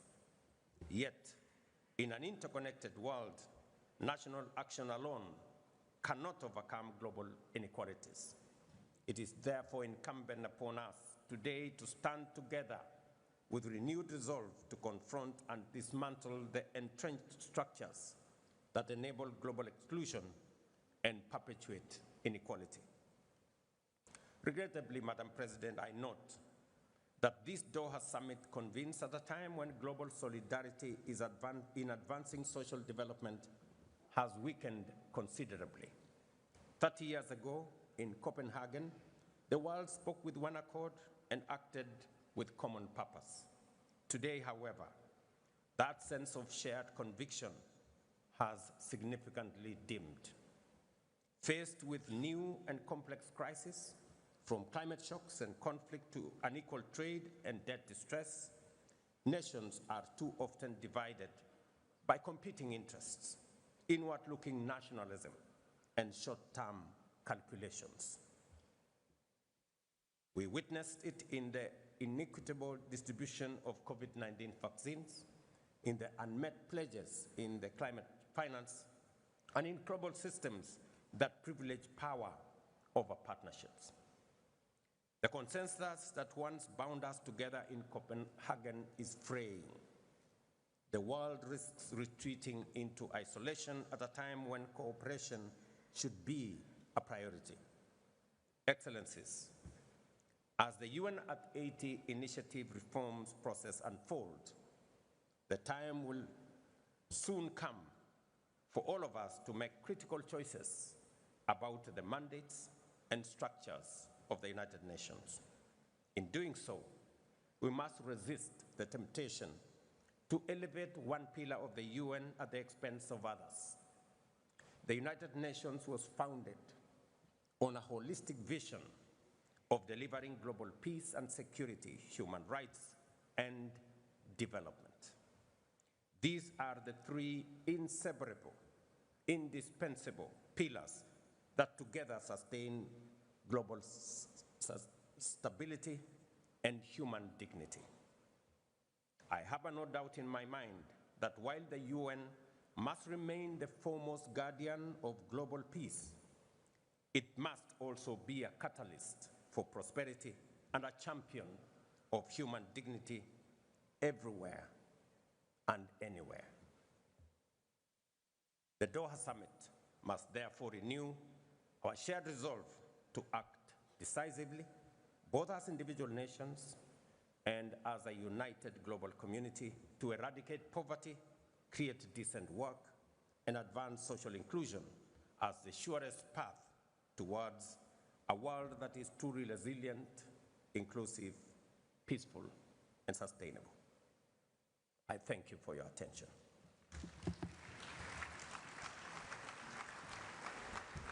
I thank the President of the Republic of Kenya and Commander-in-Chief of the Defense Forces.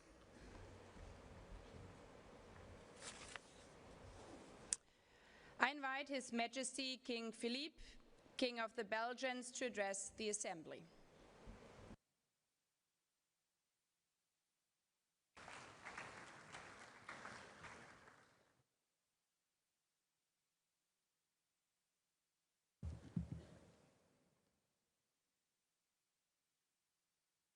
Your Highness, the Amir of Qatar, Your Excellencies, Heads of State or Government, Madam Chairman of the General Assembly, Mr. Secretary General, Mr. Chairman of the Economic and Social Council, ladies and gentlemen.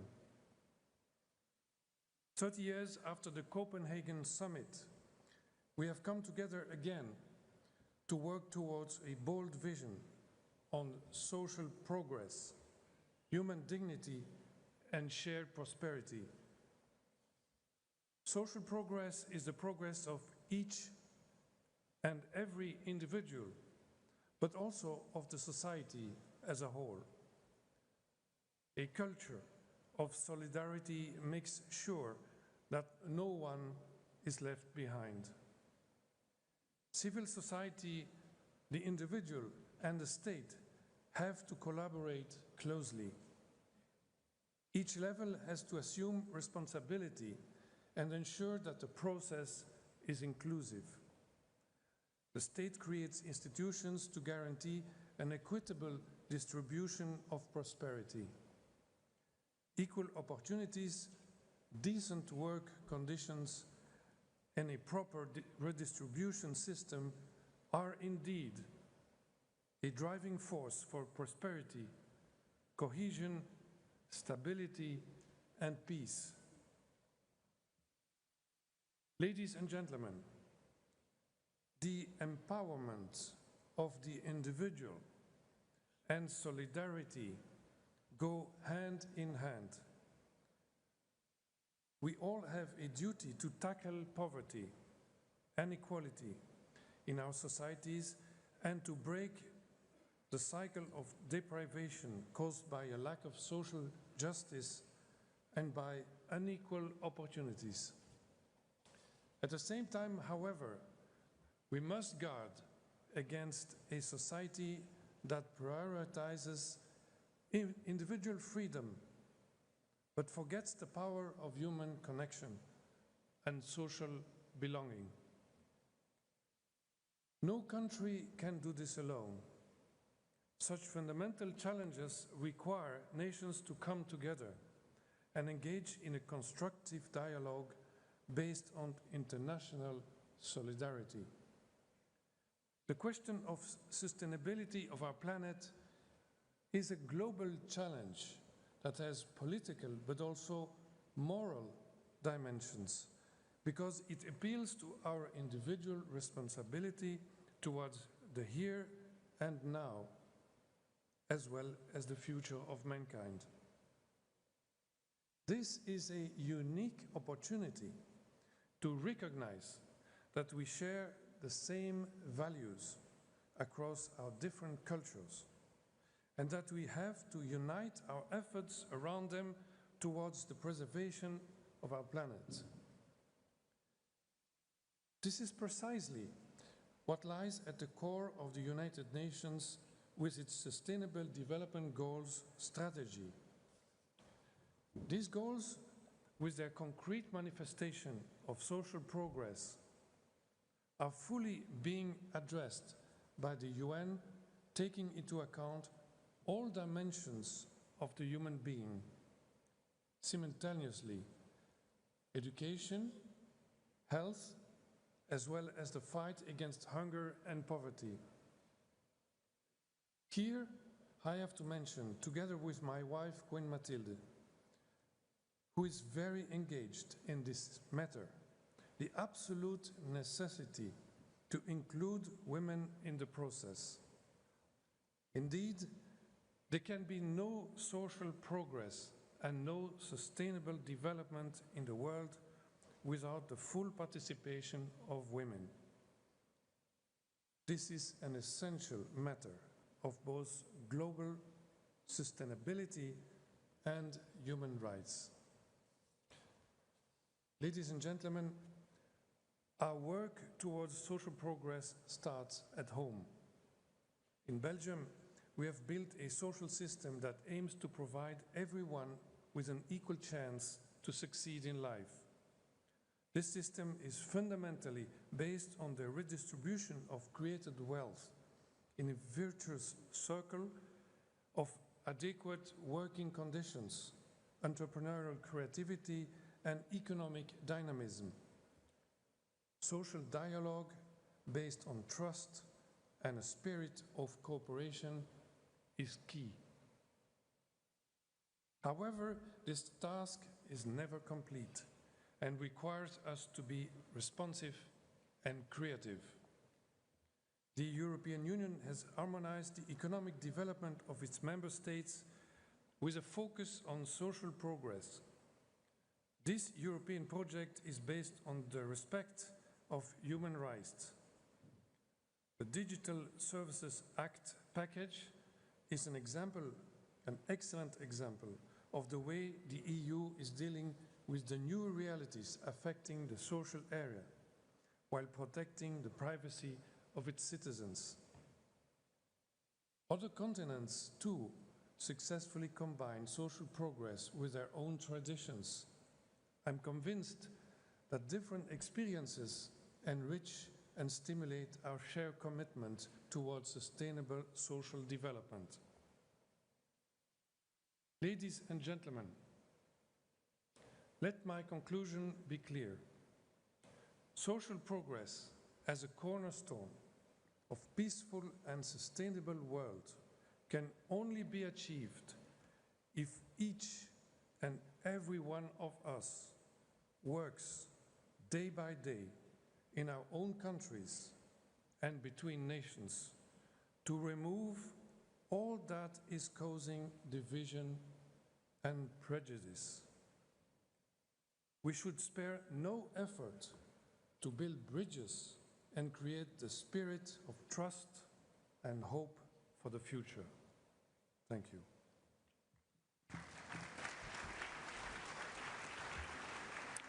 I thank the King of the Belgians. I invite His Excellency Shavkat Mirziyoyev, President of the Republic of Uzbekistan, to address the Assembly.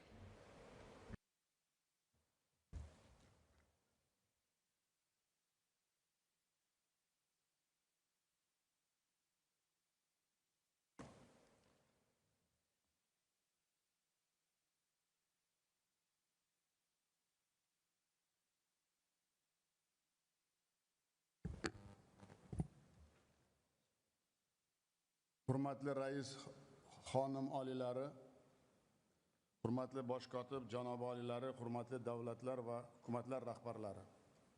Qadrli birodarim Qatar Amiri Shayx Tamim Al-Sani A'lo hazratlariga butun jahon sammitining yuksak darajada tashkil etayotganlari va samimiy mehmondo'stlik uchun chuqur minnatdorchilik izhor etaman. Birlashgan Millatlar Tashkiloti bosh kotibi Antonio Guterres janob oliylariga ushbu anjumanni o'tkazishdagi ulkan shaxsiy hissalari uchun alohida tashakkur bildiraman.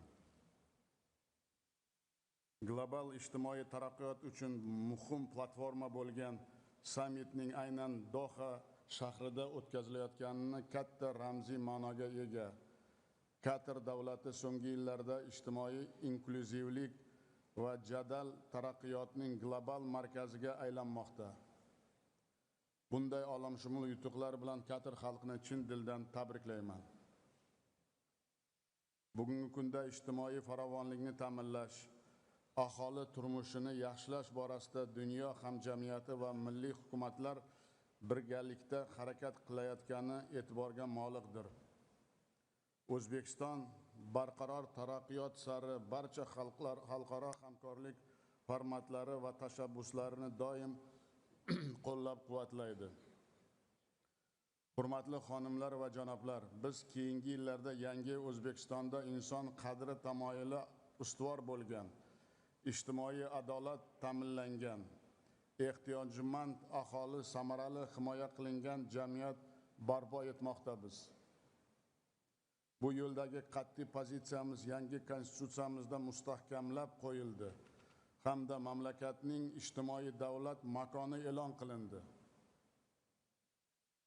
Avval tarqoq bo'lgan ijtimoiy himoya dasturlari yagona tuzilma ijtimoiy himoya milliy agentlik asosida birlashtirildi.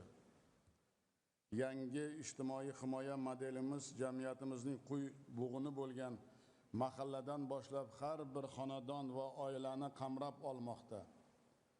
Oxirgi yillarda kambag'allik darajasi 35% dan 6.6% gacha qisqartirishga erishdik. Bu islohotlarni bundan keyin ham davom ettiramiz.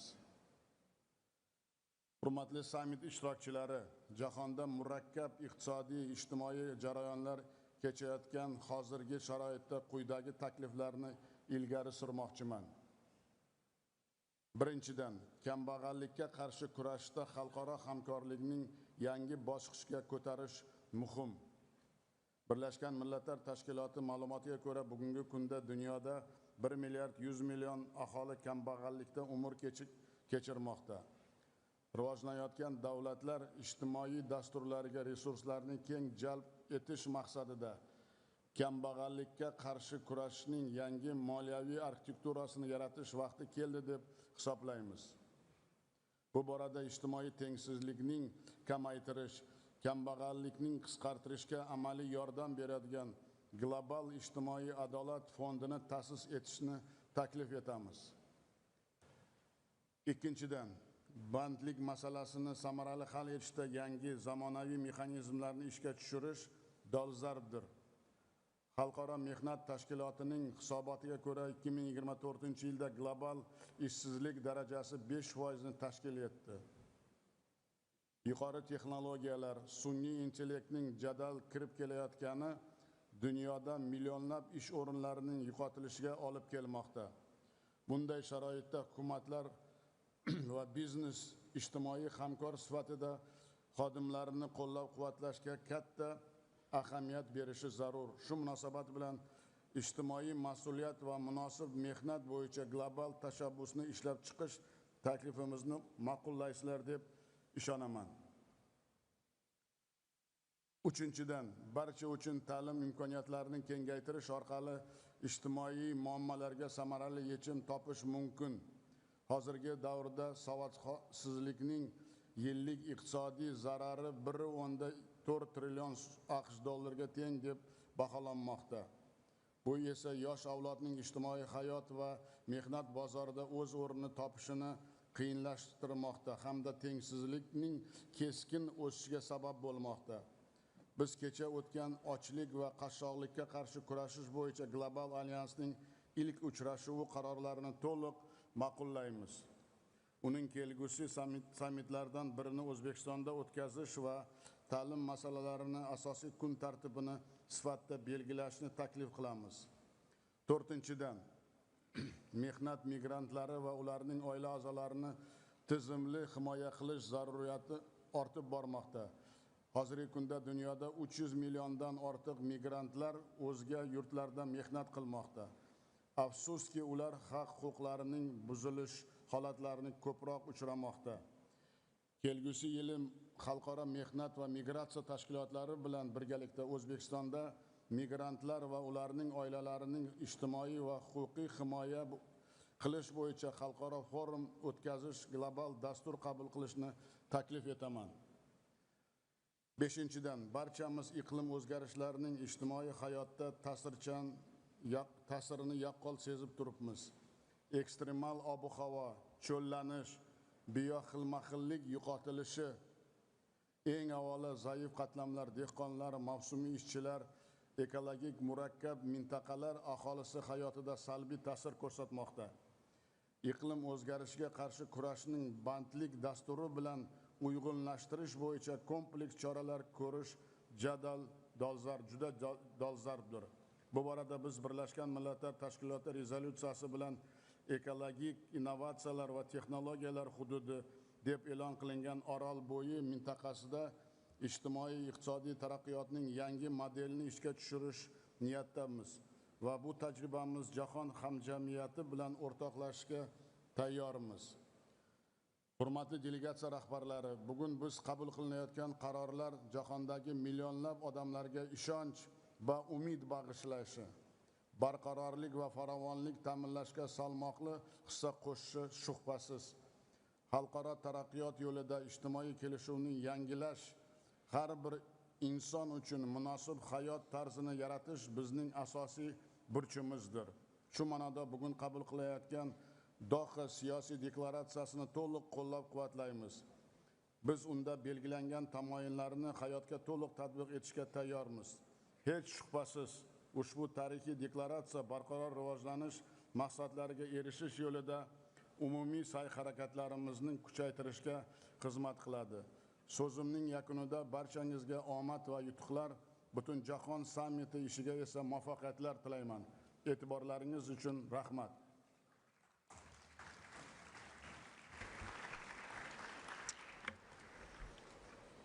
thank the President of the Republic of Uzbekistan.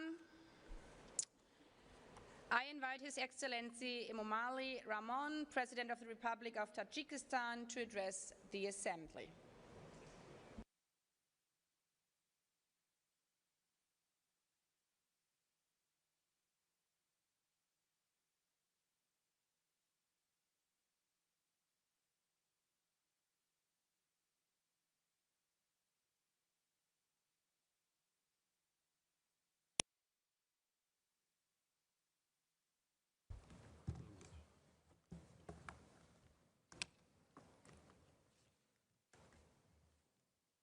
محترم دبیر کل، خانم ها و جنابان، در آغاز به دولت قطر و سازمان ملل متحد برای برگزاری چهارمین مهم امروزه و پذیرایی صمیمی عرض سپاس می‌نمایم.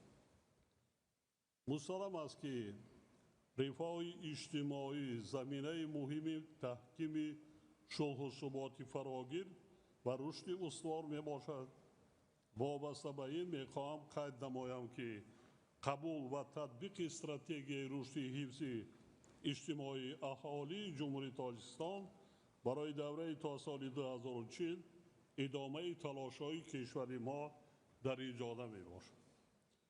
این سند همچون یکی از عامل‌های کلیدی حفظ و تأمین ثبات اجتماعی اهالی و بلند برداشتن سطح زندگی شهروندان به رشد استوار اقتصادی و اجتماعی کشور روانه گردیده است. همزمان با این قابل ذکر است که تا آخر سال روان از جانب حکومت تاجیکستان برنامه میان مهلت رشد کشور برای سالهای 2026-2030 قبول می‌گردد. سند مذکور مرحله نهایی استراتژی ملی رشد را برای دوره تا سال 2030 فرا گرفته، اهداف آن با هدف‌های رشد استوار هم آهنگ می‌باشد. در زمینه تطبیق برنامه و استراتژی‌های ذکر گردیده کشور ما به تحکیم سرمایه انسانی توسط رشد ساحه‌های معارف و تندرستی توجه مخصوص قائل می‌نماید. در رشد اجتماعی و اقتصادی کشور ما همکاری حکومت با جامعه شهروندی نقش مهم می‌بازد. در تاجیکستان طی 12 ساله آخر در ساحه‌های گوناگون اجتماعی و اقتصادی بیش از 4 میلیون جای کاری تأسیس و برقرار گردیده است. امروز در تاجیکستان 8 برنامه دولتی و 3 استراتژی دران مدت در ساحه معارف تطبیق شده ایستادند که این هم برای رشد ساحه اجتماعی اهمیت کلیدی دارد. مسلم است که رشد اجتماعی با پیشرفت ساحه تندرستی نیز پیوند ناگسستنی دارد. حکومت جمهوری تاجیکستان برای تأمین نمودن فعالیت با ثمر مؤسسه‌های ساحه تندرستی و بلند برداشتن سطح و صفت خدمت‌رسانی‌های طبی به اهالی منتظم تدبیرهای ضروری می‌اندیشد. محترم اشتراکداران همایش، تأمین رشد اجتماعی و فعالیت تمام ساحه‌های اقتصاد و استواری محیط زیست پیوستگی زیست دارد. تاجیکستان که 93% قلمروش را کوهسار تشکیل می‌دهد، از پیامدهای تغییریابی دور هیدرولوژی، آبخیزی و خشکسالی و دیگر آفت‌های طبیعی آسیب پذیر می‌باشد. در این رابطه ما با مقصد تأمین نیکوحوالی مردم خود در سمت مقاومت به تغییریابی اقلیم پیوسته چاره‌جویی می‌نماییم. در برابر این کشورهای رو به ترقی، خصوصاً کشورهای کوهستانی و محصور در خشکی، در تطبیق هدف‌های رشد استوار و تأمین استواری اجتماعی با مشکلات زیاد دچار شدند. ما ضرورت اندیشیدن چاره‌های جدی را برای بهتر نمودن دسترسی کشورهای آسیب پذیر و منبع‌های مالیوی و تأمین مبلغ‌زایی استوار علخصوص در ساحه‌های خدمت‌رسانی‌های اجتماعی، تحکیم سرمایه انسانی و مطابق شوی با تغییریابی اقلیم تاکید می‌نماییم. حاضرین گرامی، گزارش به اقتصاد سبز برای جامعه جهانی بهره حل و فصل مسائل اجتماعی امکانات زیاد فراهم می‌آورد. تاجیکستان با در نظر داشت اقتدار بزرگ گیدروانرژتیکی خود با مسئله تأمین استقلالیت انرژتیکی و رشد ساحه انرژی سبز اهمیت اولین درجه می‌دهد. امروز زیاده از 98% نیروی برق تاجیکستان از منبع‌های آبی استحصال می‌شود و از روی نشان داده استحصال انرژی سبز کشور ما در جهان جای ششم را اشغال می‌نماید. علاوه بر این می‌خواهم قید نمایم که ما در مرحله گزارش با سرعت با تکنولوژی‌های رقمی و استفاده ذهن صنعی در ساحه‌های مختلف قرار داریم. استفاده درست و هدفمندانه آنها می‌تواند با تطبیق هدف‌های رشد استوار مساعدت همه‌جانبه نماید. طوری که معلوم است چند پیش با ابتکار تاجیکستان قطعنامه مخصوص مجمع عمومی سازمان ملل زیر عنوان نقش ذهن صنعی در فراهم آوردن امکانات نو برای رشد استوار در آسیای مرکزی قبول گردید. باور دارم که قطعنامه مذکور همچون وسیله مؤثر برای استفاده ذهن صنعی در منطقه ما با مقصدهای دسترسی و هدفهای رشد استوار خدمت خواهد کرد. حاضرین ارجمند، رشد فراگیر اجتماعی عملهای مشترک را در سطح‌های محلی، ملی و جهانی تقاضا می‌نماید. ما را ضرور است که با متحد نمودن تلاش‌ها برای همه کشورهای جامعه و کل مردمان جهان شرایط عادلانه رشد اجتماعی را فراهم سازیم. در کار سامیت امروزه ما باید یک گلانه اراده مشترک خود را برای صورت بخشیدن به تطبیق هدفهای رشد استوار تاکید نموده به رشد اجتماعی همچون یکی از هدفهای کلیدی آن توجه خاصه ظاهر نماییم. از توجهتان سپاسگزارم.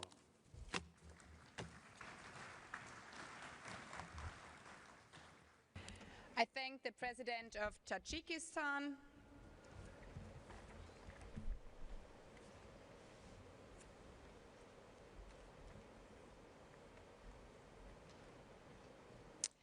I invite His Excellency Tamás Sulyok, President of Hungary, to address the Assembly.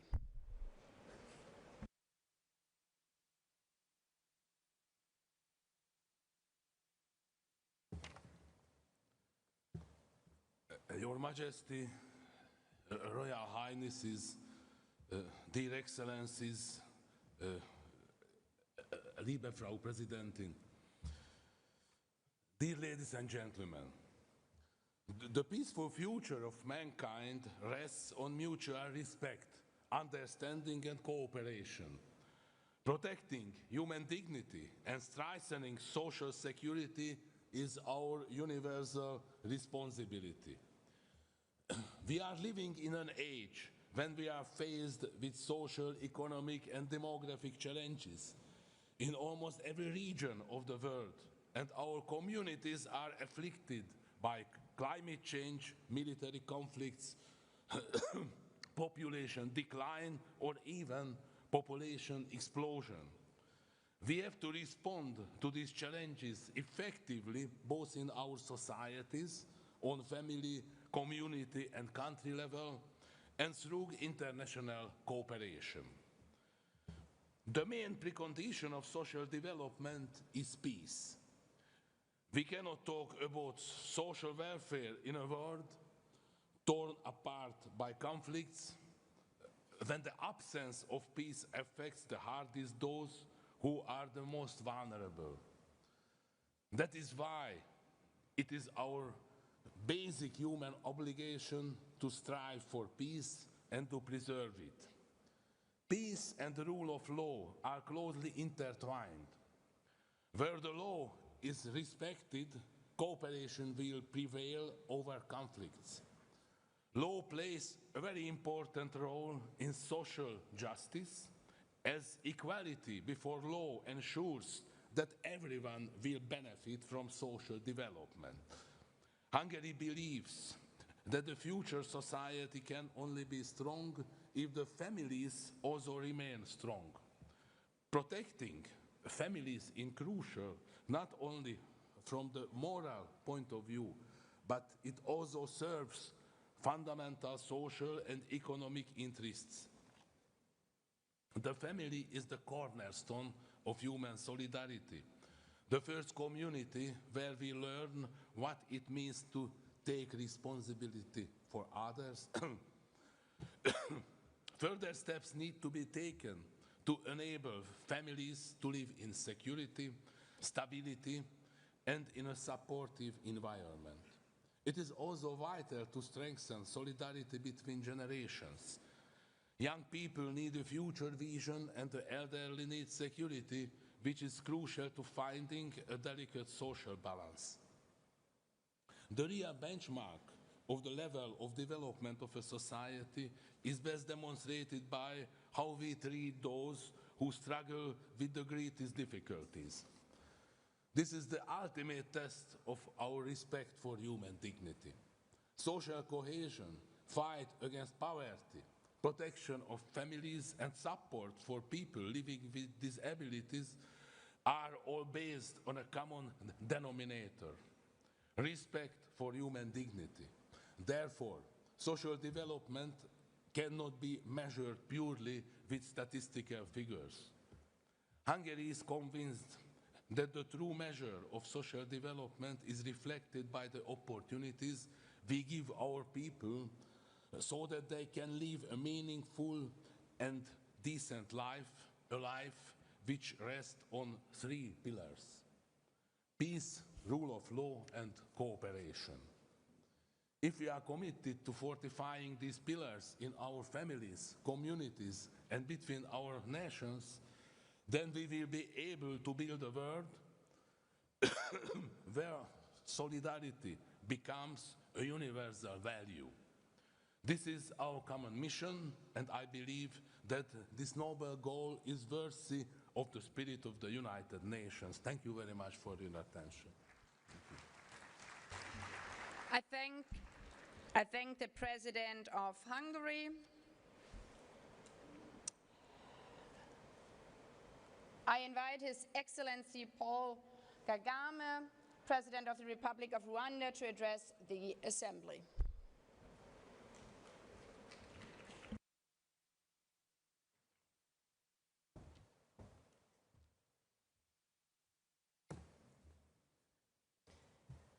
Your Excellency, Sheikh Tamim bin Hamad Al Thani, Amir of Qatar, Excellency Annalena Baerbock, President of the General Assembly, Excellency Antonio Guterres, Secretary General of the United Nations, Excellency Lok Bahadur Thapa, President of the United Nations Economic and Social Council, Excellencies, Heads of State and Government, distinguished ladies and gentlemen.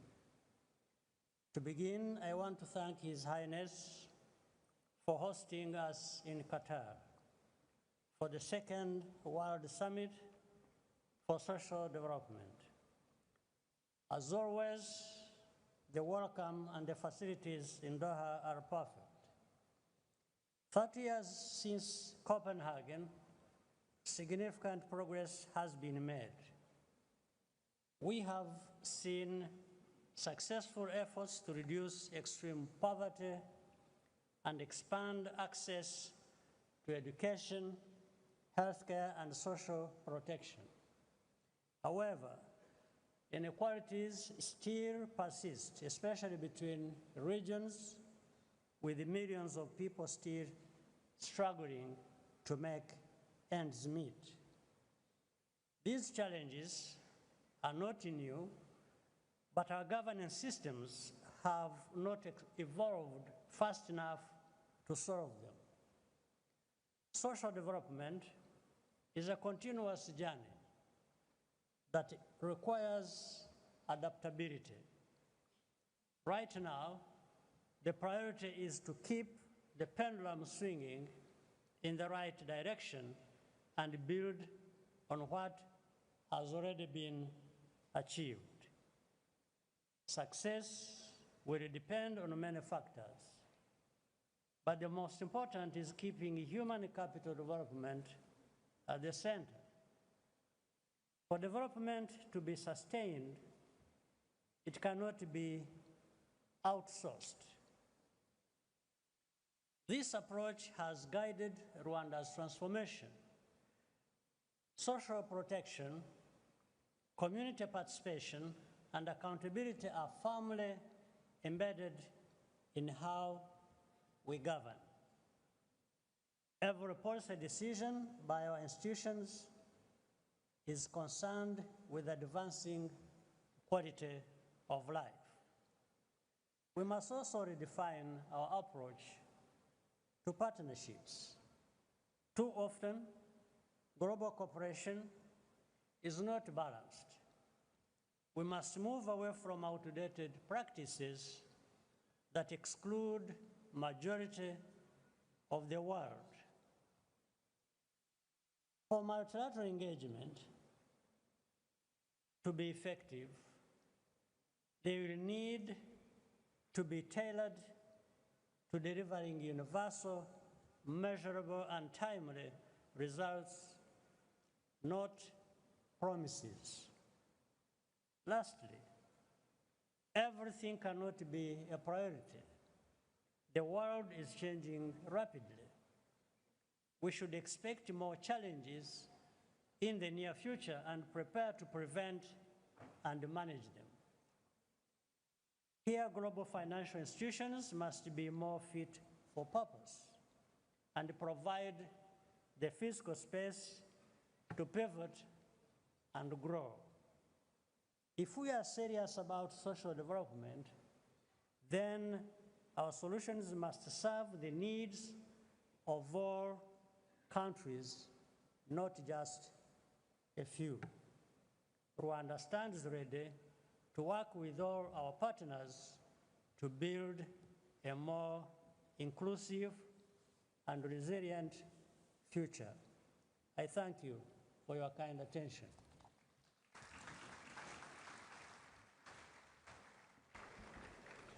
I thank the President of Rwanda. I invite His Excellency Emerson Dambujo Mnangagwa, President of the Republic of Zimbabwe, to address the Assembly.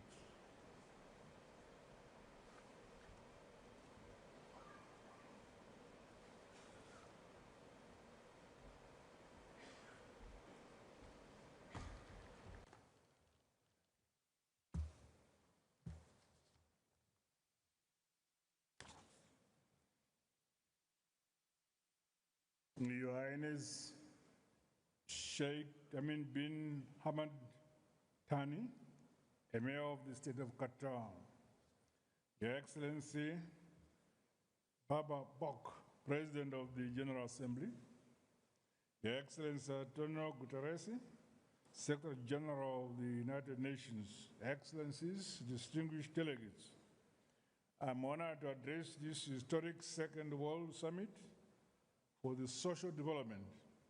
On behalf of the government and people of Zimbabwe, I extend our appreciation to the government and people of Qatar for their gracious hospitality and the excellent organization of this summit, held in the spirit of dialogue, solidarity, and shared humanity. This gathering marks both reflection and renewal. 30 years after Copenhagen, we reaffirm our collective commitment to the three enduring pillars of social development: poverty eradication, productive employment, and decent work, and social inclusion. These remain the bedrock of people-centered and sustainable development, anchored on peace and security, human rights, and social justice. Despite progress Over 1 billion people still live in multidimensional poverty. Inequality is widening, while climate change, pandemics, debt, distress, and conflict continue to reverse hard-won gains. The urgent task for this summit is to renew a global compact for inclusive development that matches rhetoric with tangible action and resources. In Zimbabwe, our national commitment is informed by the Constitution, which enshrines equality, social justice, and the right to development. These principles are operationalized through Vision 2030 and our National Development Blueprint. They are also reflected in our foreign policy of engagement and re-engagement, which is grounded in sovereign equality, peaceful cooperation, solidarity, and mutual respect among nations. On poverty eradication, Zimbabwe has made headway towards reducing poverty and improving access to education, health care, and social protection.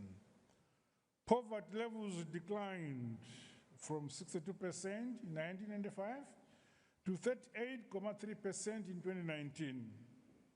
Primary education enrollment has risen to 88%, while adult literacy is 93.6%, and life expectancy is at 64.7 years.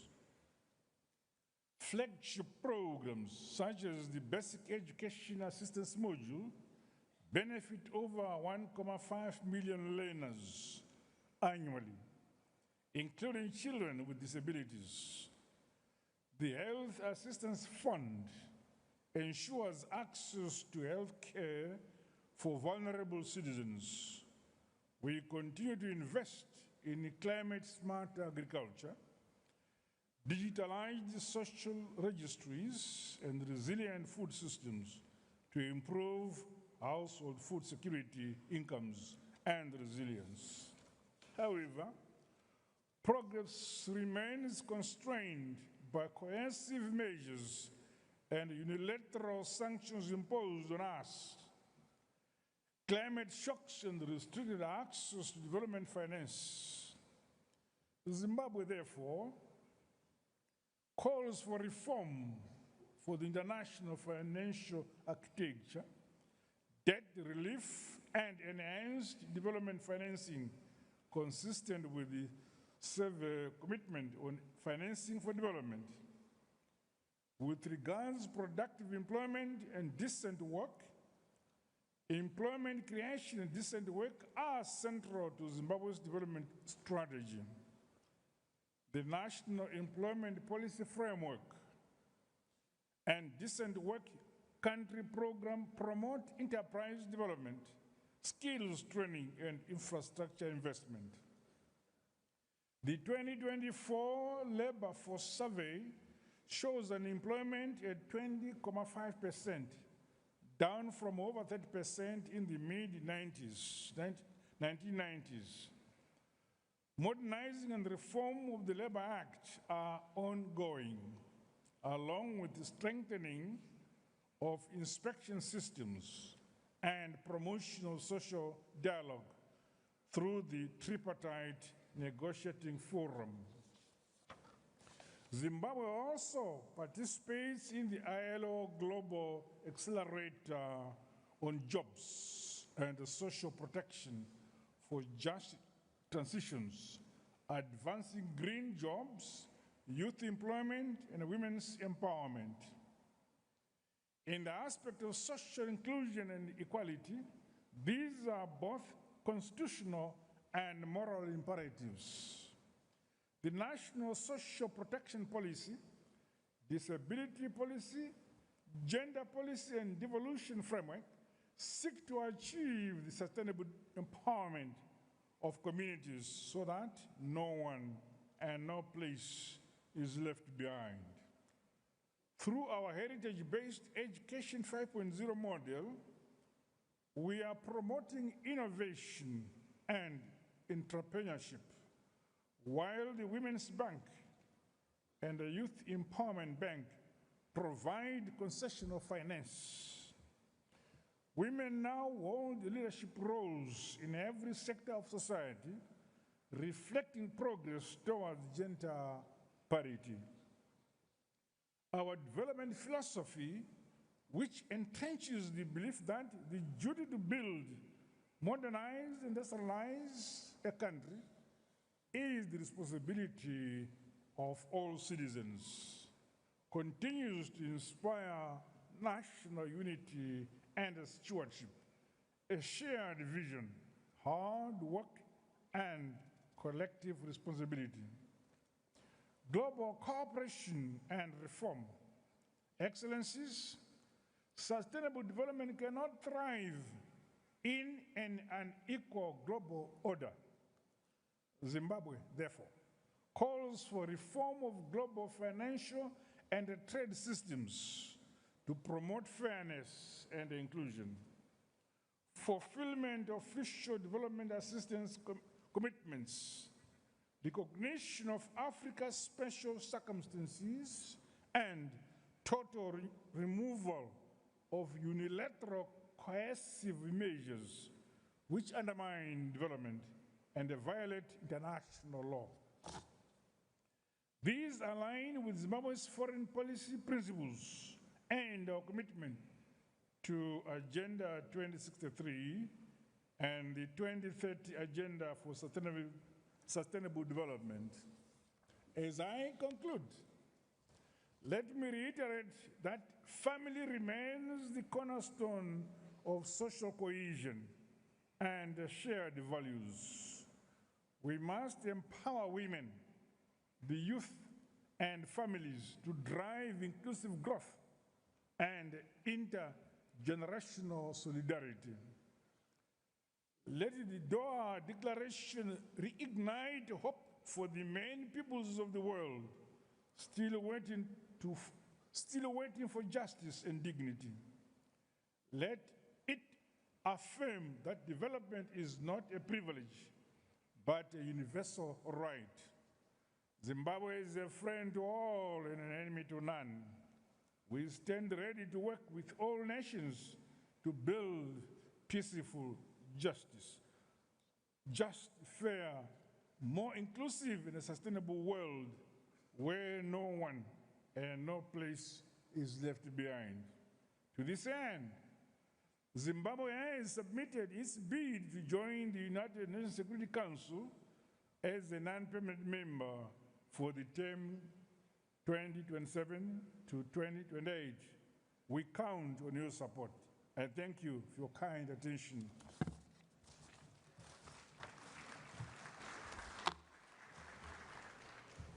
I thank the President of the Republic of Zimbabwe. I invite His Excellency Vagen Khachaturian, President of the Republic of Armenia, to address the Assembly.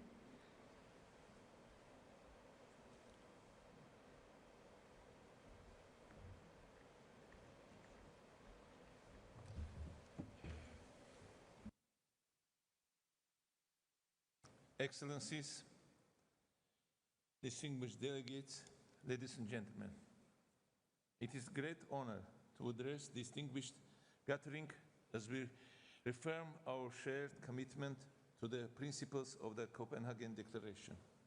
30 years after its adoption, the message remains clear and powerful.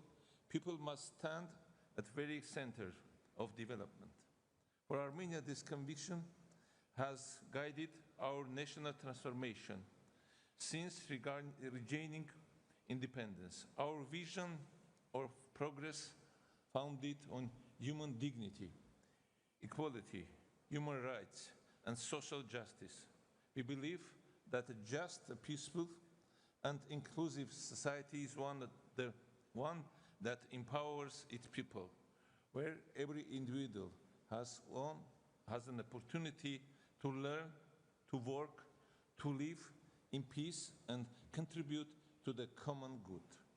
Over the past decades, Armenia has pursued comprehensive social and economic reforms aimed at building an inclusive, resilient, and people-centered state. Throughout our national development strategy,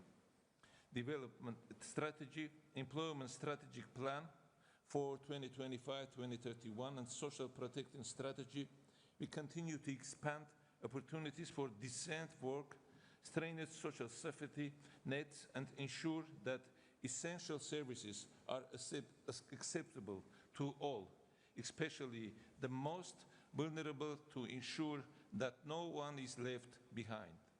Our ongoing efforts emphasize the creation of high-quality employment, the economic empowerment of women, and inclusion of young people and social distinguished groups in the labor market. By investing in human capital, Armenia is building the foundation for sustainable and inclusive growth. Establishment of social emergency support system has introduced new transformative approach to social protection aimed at empowering the most vulnerable to graduate from social dependency to self-sufficiency through income generation. Quality, inclusive, and affordable education is a precondition for human capital development and key priority of government of Armenia. Highly educated and talented people have always constituted the competitive advantage of our country and foundation of our economy. With this mind, the allocation of resources to education has regressed more than 25% in this past year. The program of 300 schools and 500 kindergartens aims at constructing and renovating educational institutions by 2026 to ensure sufficient nurturing and health and school children and government nationalists, and it's successfully implementing school feeding program in all the regions of Armenia, while the capital Yerevan will be covered by the program in cooperation with the World Food Program. At the same time, we recognize that peace and security are the essential precondition for social development. A peaceful regional environment and good neighborly relations enable a free movement of ideas, goods, and people, opening new paths for shared prosperity. The Crossroad of Peace initiative of government of Armenia is aimed at promoting not only transport connectivity and trade, but connecting societies, advancing people-to-people contact. Armenia's democratic transformation and commitment to good governance and rule of law continue to guide our policies. We are working to make our institution more transparent, our decision-making more participatory, and our governance more accountable. In this way, we seek to ensure that economic progress translates directly into social and justice for all citizens. Excellencies, the global challenges we face today, inequalities between and within societies, poverty, pandemics, climate change, remind us that social progress cannot be achieved in isolation. It requires collective efforts, solidarity, and trust among nations. Armenia values the role of the United Nations system and its development partners, in supporting inclusive social protection, employment, generation, education initiative in our country. Social development is both a moral obligation and a strategic investment in a peaceful future. The success of our societies will not be measured solely by economic growth, but by how we will uphold the dignity and rights of every person. Thank you. Thank you. I thank the President of the Republic of Armenia. I now invite His Majesty King Letsi III, King of the Kingdom of Lesotho, to address the Assembly.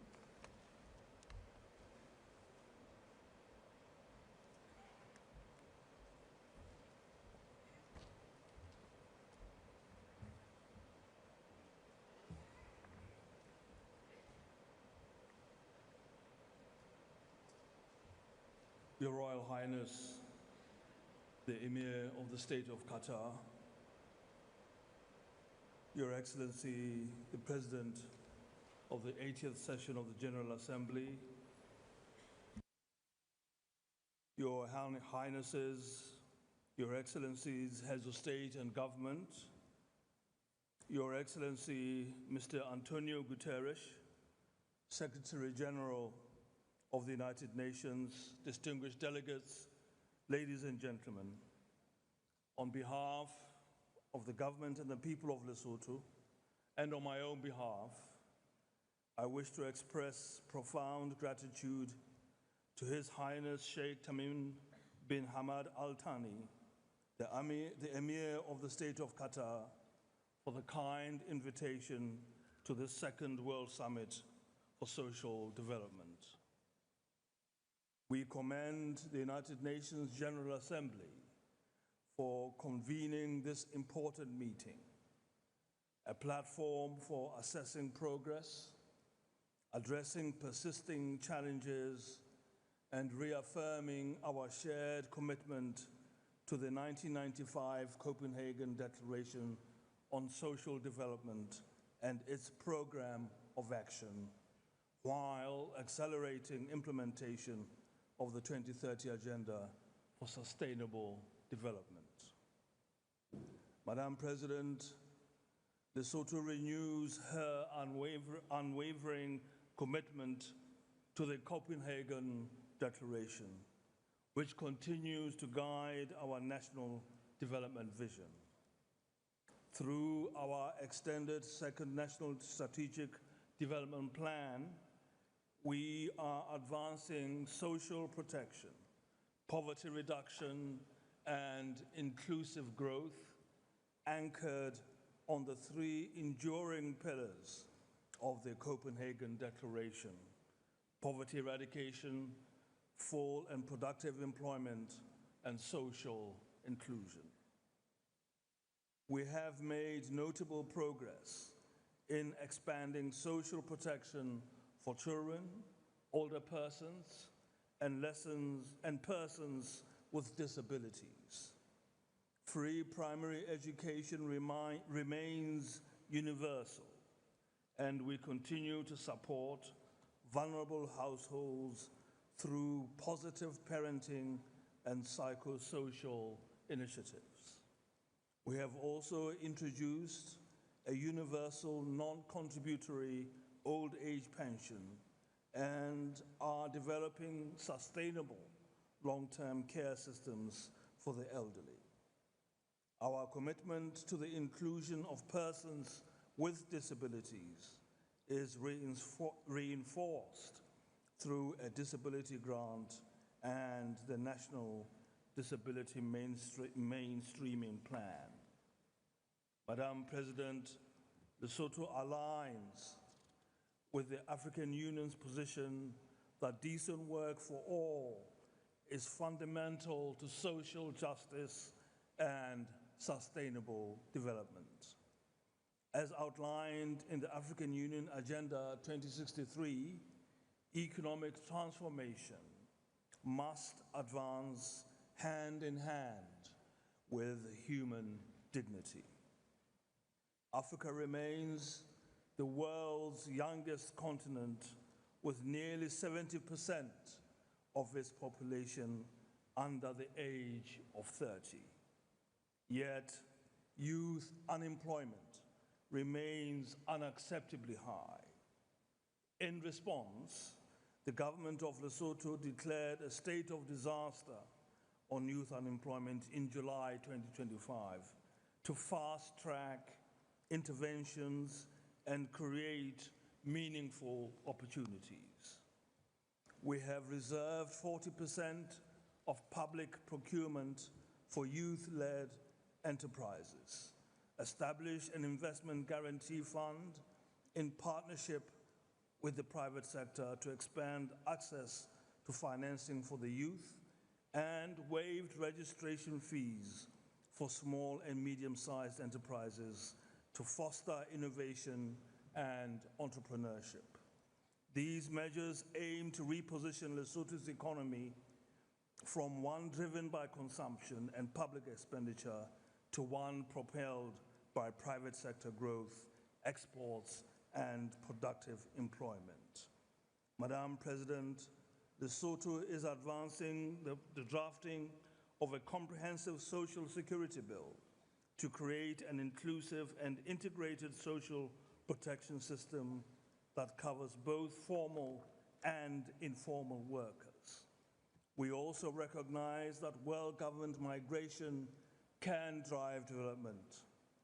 In partnership with the International Labour Organization and other global actors, we are working to ensure safe, regular, and beneficial labor migration, protect migrant workers' rights, and promote the portability of social security benefits across borders.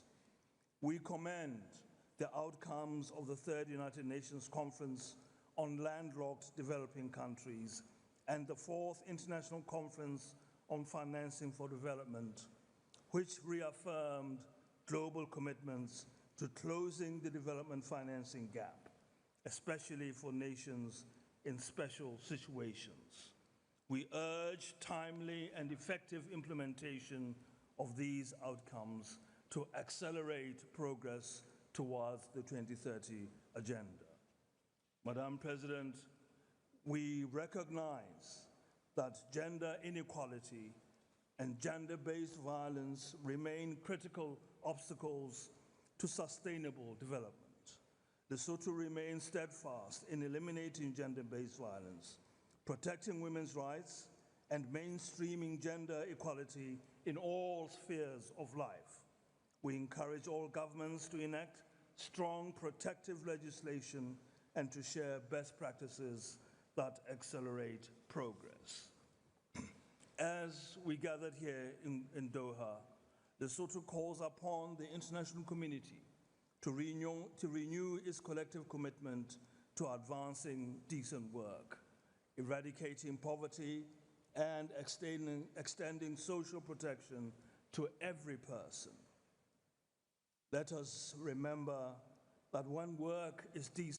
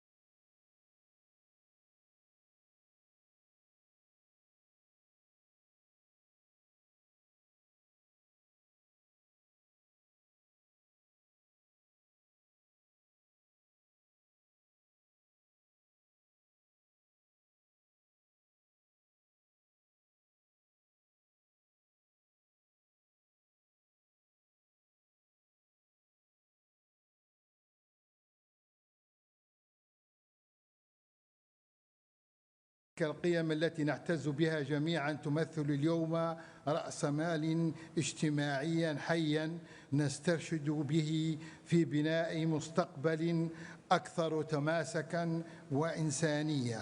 وانطلاقا من هذا الإرث الوطني الراسخ وتأكيدا على مواصلة مسيرة التنمية والبناء، فقد عقد في 10 من أكتوبر عام 2023 اجتماعا في المجلس الوطني للتخطيط، وضعت خلاله الخطة الاستراتيجية المقبلة بوصفها إطارا موجها لمسار التنمية الوطنية. وقد خلص الاجتماع إلى مجموعة من المخرجات الجوهرية التي تجسد الرؤية الوطنية الرامية إلى تحقيق التنمية الشاملة ومستدامة تضع المواطن في صميم أولوياتها، ومن أبرزها 1.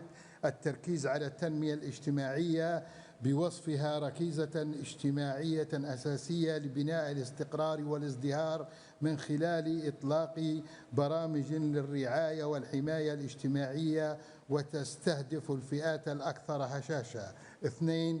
ترسيخ مبدأ العدالة الاجتماعية بما يضمن تكافؤ الفرص بين جميع المناطق في ليبيا. 3. دعم المصالحة الوطنية باعتبارها مدخلا للتنمية الاجتماعية المستدامة وشرطا أساسيا لتحقيق الأمن المجتمعي بما يمكن من توحيد الجهود الوطنية وتوجيهها نحو بناء وتنمية. 4. تمكين المواطن الليبي ليكون شريكا فاعلا في التنمية من خلال تعزيز دوره في المبادرات المحلية ودعم المجالس البلدية والمشروعات المجتمعية وترسيخ مفهوم اللامركزية التنموية. وعلى صعيد استراتيجي اعتمدت ليبيا الاستراتيجية الوطنية للعدالة الاجتماعية لأعوام 2025-2027 كخارطة الطريق لتعزيز المساواة والتكافؤ في الفرص وحماية الفئات الضعيفة ضمن إطار التنمية المستدامة، كما تم تبني إطار التعاون المستدام مع منظومة الأمم المتحدة للأعوام 2023-2025 لتنسيق الجهود الوطنية والدولية في مجالات السلام والتنمية والخدمات الأساسية والحماية المجتمعية، تأكيدا لقناعة ليبيا الراسخة بأن التنمية الاجتماعية هي أساس السلام المستدام والاستقرار الحقيقي. السيدات والسادة، إن ليبيا وهي تخطو بثبات نحو استعادة مؤسساتها وتوحيد هياكلها تدرك أن التنمية الشاملة لا تبنى إلا بالتكامل الجهود بين الدولة والمجتمع المدني والقطاع الخاص، وبتعزيز الحوكمة الرشيدة والإدارة الفاعلة للموارد الوطنية.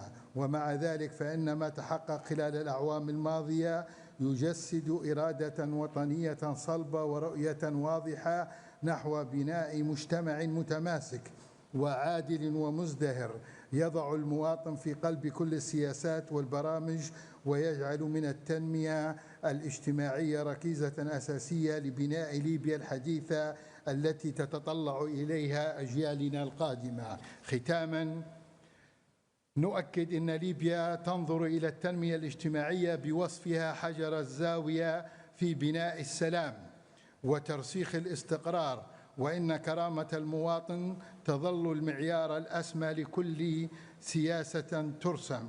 ونؤمن بأن الأوطان لا تبنى بالشعارات بل بالإرادة الصادقة والعمل المشترك. ومن الدوحة نجدد العهد بأن تبقى ليبيا شريكاً فاعلاً في مسيرة العالم نحو تنمية عادلة وسلام دائم. والسلام عليكم ورحمة الله وبركاته.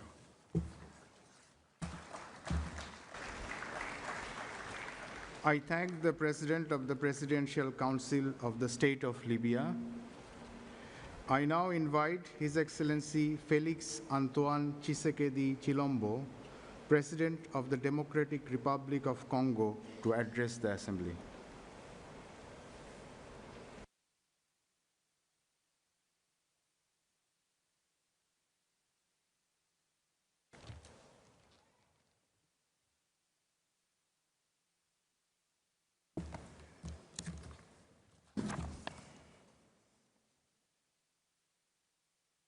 Votre Altesse, Monsieur le Président de séance, Excellences, Mesdames et Messieurs les chefs d'État et de gouvernement, Monsieur le Secrétaire général des Nations Unies, Mesdames et Messieurs les ministres, distingués délégués, Mesdames et Messieurs, je suis honoré de prendre la parole au nom du peuple de la République démocratique du Congo à l'occasion de cette rencontre historique. Nous sommes réunis ici à Doha pour parler de ce qui, au fond, nous concerne tous sans distinction de continent, de richesse ou de puissance, la dignité humaine. 30 ans se sont écoulés depuis le sommet mondial pour le développement social tenu à Copenhague en 1995. À l'époque, les dirigeants du monde se sont engagés autour de 3 principes qui demeurent aujourd'hui encore indiscutables. Éradiquer la pauvreté, promouvoir le plein emploi et renforcer l'inclusion sociale. Ils avaient affirmé avec force que le progrès économique et technologique n'a de sens que s'il améliore la vie des gens et élève la condition humaine. 30 ans plus tard, nous avons le devoir moral d'admettre une vérité difficile: le monde n'a pas tenu toutes ses promesses. Car si l'humanité n'a jamais été aussi interconnectée, les fractures qui traversent notre société n'ont jamais été aussi profondes.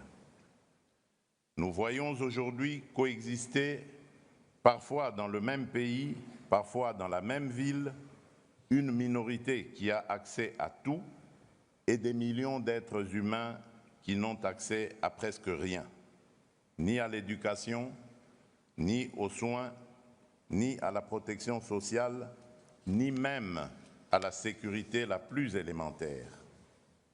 Ce paradoxe prive le développement de sa vocation première, être un facteur de cohésion, un vecteur de justice sociale, un instrument de paix sociale.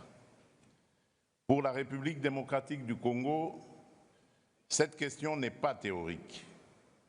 Depuis 3 décennies, mon pays fait face à des cycles répétés d'agressions armées, à des déplacements massifs de population, à des millions de morts et à des millions de déplacés internes. Pourtant, malgré la souffrance et malgré les pertes, notre peuple a choisi la résilience. Nous revenons aujourd'hui à la table du dialogue mondial pour contribuer, aux côtés des autres nations, à la réinvention d'une nouvelle alliance internationale fondée sur l'équité, la solidarité et la responsabilité partagée. Mesdames et Messieurs, dans ce contexte de tensions géopolitiques, de crise sociale, d'instabilité économique, de bouleversement climatique et de transition technologique rapide, nous n'avons plus le luxe d'un développement abstrait. Le développement social doit redevenir le cœur battant du développement tout court. C'est le choix que la République démocratique du Congo a fait. Dès le début de mon mandat, j'ai engagé le pays dans une transformation profonde de notre modèle de développement, rompre avec une vision purement extractive et centralisée pour bâtir une économie tournée vers l'humain, vers la justice sociale, vers l'égalité des chances entre territoires et vers la paix. Cette orientation repose sur 3 convictions. La dignité ne se négocie pas, l'égalité d'accès aux droits fondamentaux n'est pas un luxe, aucune paix durable n'existe sans justice sociale. Pour rendre ces principes réels et vérifiables, nous avons lancé des réformes majeures. Premièrement, la protection sociale. La République démocratique du Congo a entrepris une réforme ambitieuse fondée sur la couverture santé universelle. Depuis 2023, les soins sont gratuits pour les femmes enceintes, les mères et les nouveau-nés. Cela signifie que donner la vie ne doit plus être un risque financier ni une condamnation à la précarité.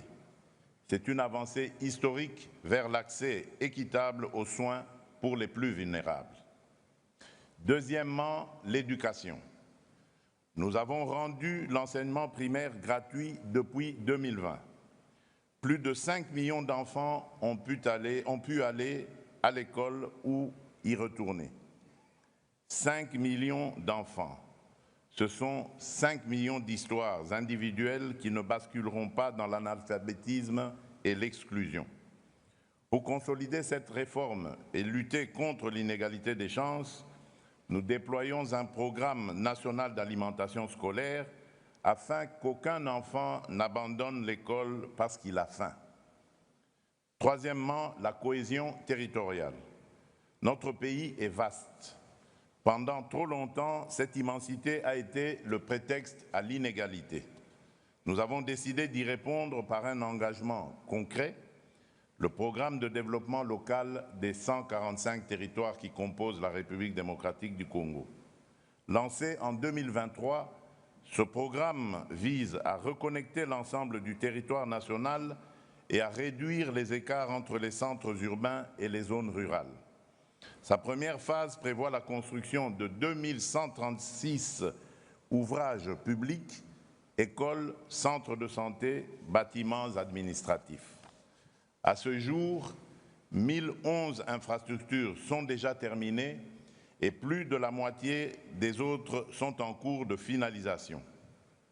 Ce n'est pas un concept, ce sont des salles de classe qui ouvrent, ce sont des maternités qui fonctionnent, ce sont des services publics qui redeviennent accessibles. Mais le programme de développement local des 145 territoires n'est pas seulement un chantier de briques, c'est aussi une politique de dignité économique. Nous accompagnons les petits producteurs ruraux, nous structurons les filières agricoles locales, nous stimulons les économies de proximité et nous créons des emplois décents. Car une mère qui peut vivre de son travail sans devoir quitter sa terre, c'est déjà une victoire sociale. Mesdames et messieurs, à ces chantiers sociaux s'ajoute aujourd'hui une nouvelle dimension incontournable, la dimension climatique. Le changement climatique n'est pas pour nous un débat académique. Il est une réalité vécue.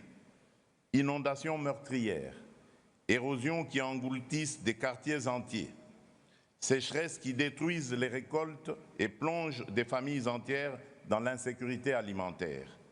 Dans ce contexte, le bassin du Congo est à la fois un rempart écologique pour l'humanité et un levier stratégique de développement pour notre pays.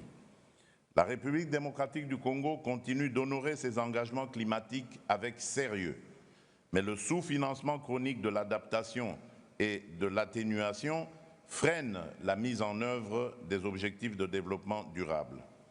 Nous le disons clairement, sans justice climatique, il n'y aura pas de justice sociale durable. Nous attendons donc une transformation profonde du financement international. L'accès aux ressources vertes doit devenir plus prévisible, plus rapide et plus juste.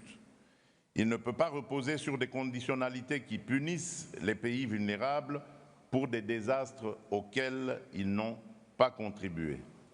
Nous plaidons pour un rééquilibrage réel entre le financement de l'atténuation et celui de l'adaptation, parce que protéger les populations qui subissent déjà les chocs climatiques est aussi urgent que réduire les émissions globales. Mesdames et messieurs, ce deuxième sommet mondial pour le développement social se réunit dans un moment charnière. Nous faisons face à des transitions simultanées, démographiques, environnementales, numériques et économiques. Si nous échouons à les gouverner de manière juste, elles deviendront des facteurs d'exclusion supplémentaires. Si nous les maîtrisons collectivement, elles peuvent devenir des accélérateurs d'équité.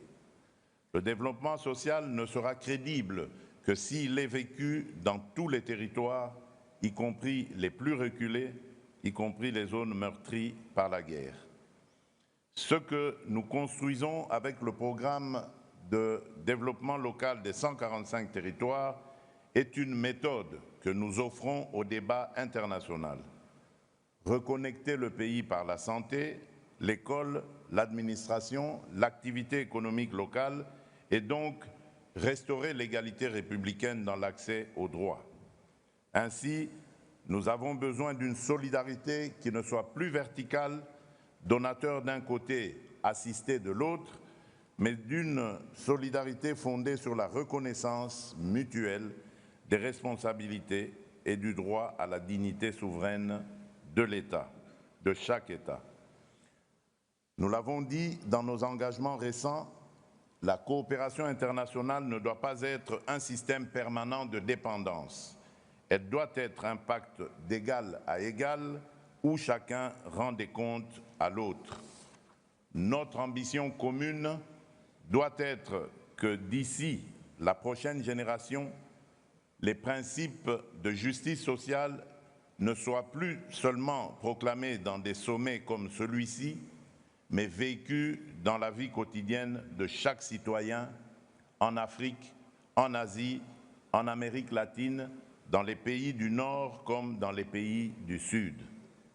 Cela exige du courage politique. Cela exige de regarder en face nos contradictions.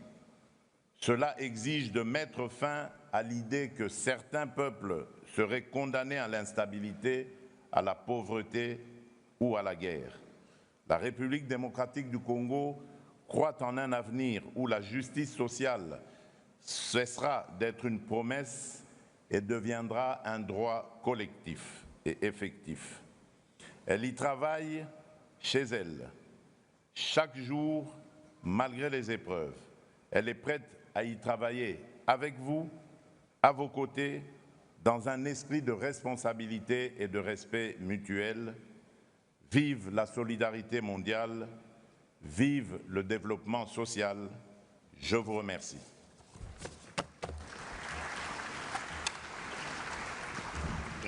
I thank the President of the Democratic Republic of Congo.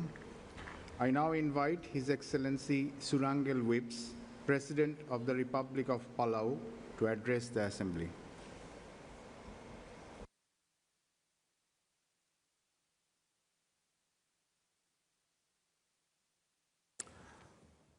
Ali, Your Highness, the Amir of Qatar, Tamim bin Hamad Al Thani, Secretary General Gutierrez, President Bobrik, Your Highnesses, distinguished delegates, Excellencies, ladies and gentlemen. It is an honor to join you here in Doha for the second World Conference on Social Development, 30 years after Copenhagen. And I would like to thank His Highness for hosting this important summit and the outstanding hospitality to make all of us feel at home. You know, while we've made progress, there is much more to be done. We gather at a time when our shared humanity is being tested by inequality, by conflict, by climate change, and by the instability of our global economy, and by the changing needs of our youth, elders, and persons with disabilities.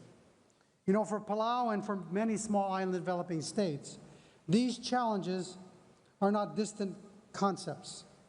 They are the daily realities. And my heart goes out today to the people of Jamaica. You know, each storm and each flood and each rising tide erodes not only our shores, but our progress, our livelihoods, and our hope. Yet, even as we are tested, we remain steadfast in our belief that unity, compassion, and a shared responsibility can guide us all toward a more inclusive and sustainable future. At home, our national vision,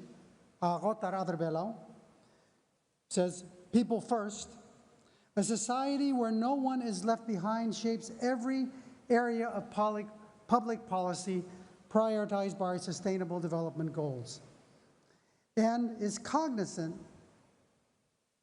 that these goals are interrelated and must be addressed holistically. We recognize our moral duty to protect the most vulnerable and to ensure dignity and opportunity for all. Through our Palau Social Security Act, we guarantee stability in old age, during disability, and for survivors. Our Persons with Disabilities Act established the Office of Persons with Disabilities, ensuring accessibility and participation for the more than 15% of our citizens. Our National Health Insurance program covers 99% of our population. And our National Youth Policy empowers young people to access education, health, and decision-making. We have also enacted tax reforms that are comprehensive to provide support to children and elderly and families with disabilities. And we are strengthening our pension and Social Security systems so that they are resilient and that every citizen can retire with confidence and dignity. You know, we are here at this amazing venue in the middle of Education City. And we are reminded that education is the foundation for social progress. My father used to say, you may lose everything in a war or in a storm, but you will never lose what you have learned. And that truth defines our path. We have worked hard to increase teachers' salaries, build and upgrade our schools, and improve learning materials. But our greatest success has been ensuring that every child starts the day with a free breakfast, and no child should be hungry in the classroom. This simple act has transformed attendance and learning outcomes. And because when a child is nourished, they can learn and grow and dream. Education is not only a right, it is the best defense against poverty and our best hope for prosperity. Education builds resilience. Climate change can erase decades of progress overnight. That is why our approach to social development links education, health, environment, and economic security to ensure that our people are protected from the global shocks. While progress is visible, challenges remain. Poverty, inequality, and climate impacts are global problems that demand global solutions. Palau supports an action-oriented political declaration, one that recommits to eradicating poverty, promoting employment, and ensuring equality and rights for all. We call for true partnership, not mere loans. You know, what small island states need are accessible finance, grants, and investments in critical infrastructure, not debt that weighs us down. And it is time that we implement the multi-vulnerability index in development finance to meet our development challenges. You know, connectivity is a lifeline. The internet is no longer a luxury, it is a necessity and a bridge to education, healthcare, and opportunity. Yet, we pay dearly for high interest on our undersea cables. And unlike others that take this for granted, it is if we are serious about social development, we must be serious about digital inclusion, financial inclusion, and climate inclusion, ensuring that no nation or person is left behind simply because they are too small or too remote. Distinguished colleagues, Palau may be small, but our commitment is strong. We stand ready as a unified nation and partner to advance the vision of this summit: dignity, inclusion, and social progress for all. Let us invest boldly in our people. Let us defend what we have built, and let us recommit to a future where progress is measured not by profit, but by the well-being of our people.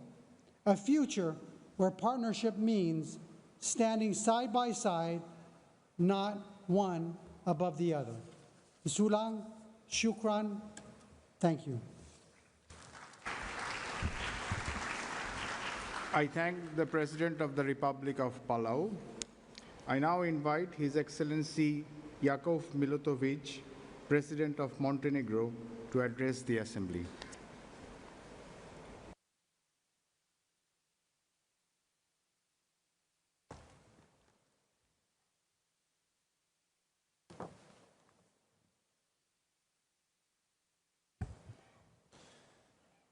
Your Excellencies, distinguished delegates, ladies and gentlemen, it is a great honor to address on behalf of Montenegro the second social summit taking place 30 years after the first one, which was held in Copenhagen back in 1995. Today, I am reaffirming Montenegro's support to Doha Political Declaration and the UN's 2030 Agenda for Sustainable Development. Montenegro approaches this summit with a very firm conviction that true social development stands on three essential pillars: the eradication of poverty, social inclusion, and decent work. And these are not merely aspirations for us. They are the very foundations upon which we are building our national policies, our institutions, and our society. In recent years, Montenegro has made meaningful progress in improving the quality of life for its citizens.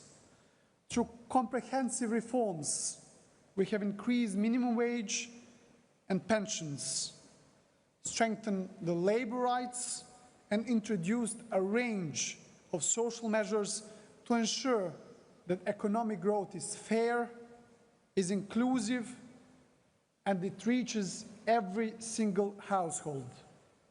And today, every child in Montenegro receives a universal child allowance and has access to free textbooks, because we believe that equality begins in the classroom, while dignity begins with opportunity.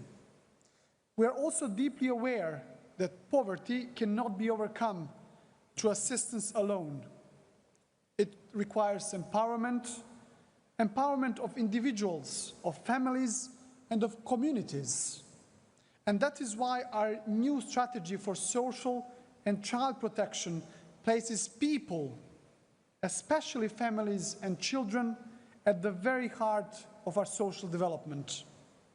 And it focuses on three key priorities: raising social allowances to ensure that no citizen is left below the threshold of social dignity; introducing a national child guarantee to break the cycle of intergenerational poverty and to provide every child in our country a fair start in life; and strengthening family-oriented services through the development of foster care and early intervention programs.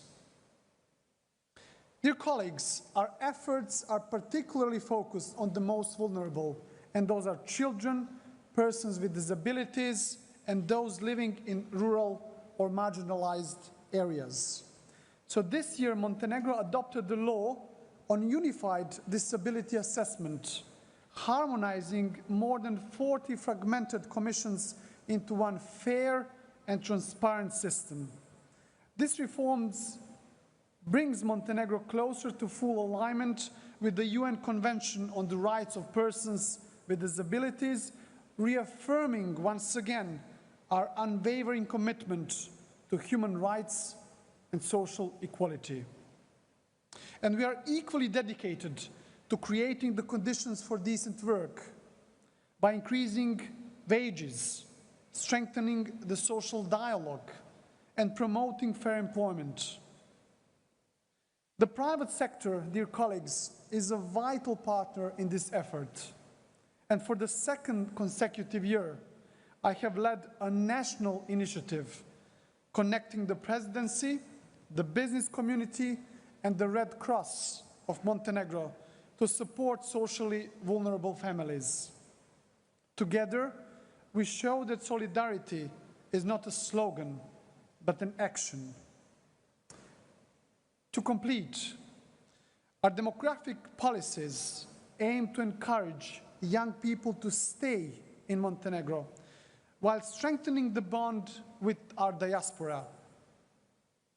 That is why we have launched the initiative to create a diaspora bond, a transparent and secure instrument through which our citizens abroad can directly invest in projects in Montenegro, thus contributing to national development while maintaining a living connection with their homeland.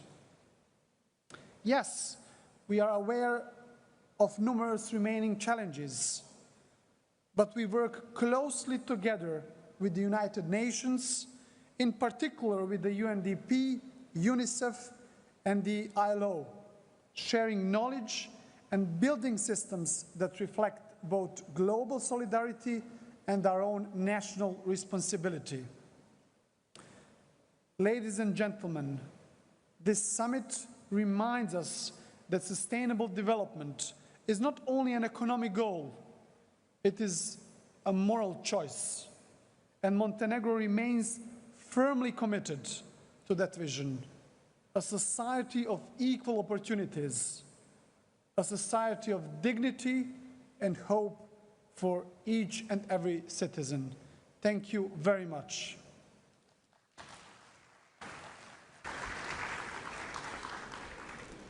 I thank the President of Montenegro. I now invite His Excellency Azali Assoumani, President of the Union of the Comoros, to address the Assembly.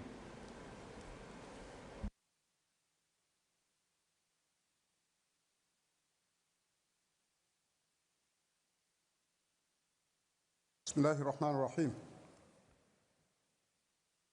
Son Altesse, Cheikh Tamim bin Hamad Al-Thani, Émir de l'État du Qatar et chers frères, Madame la Secrétaire générale de l'Assemblée des Nations Unies, Monsieur Antonio Guterres, Secrétaire général des Nations Unies, Majesté, Altesse, Excellence, Messieurs les chefs d'État et de gouvernement, distingués invités, Mesdames et Messieurs, Assalamu alaikum wa rahmatullahi wa barakatuh.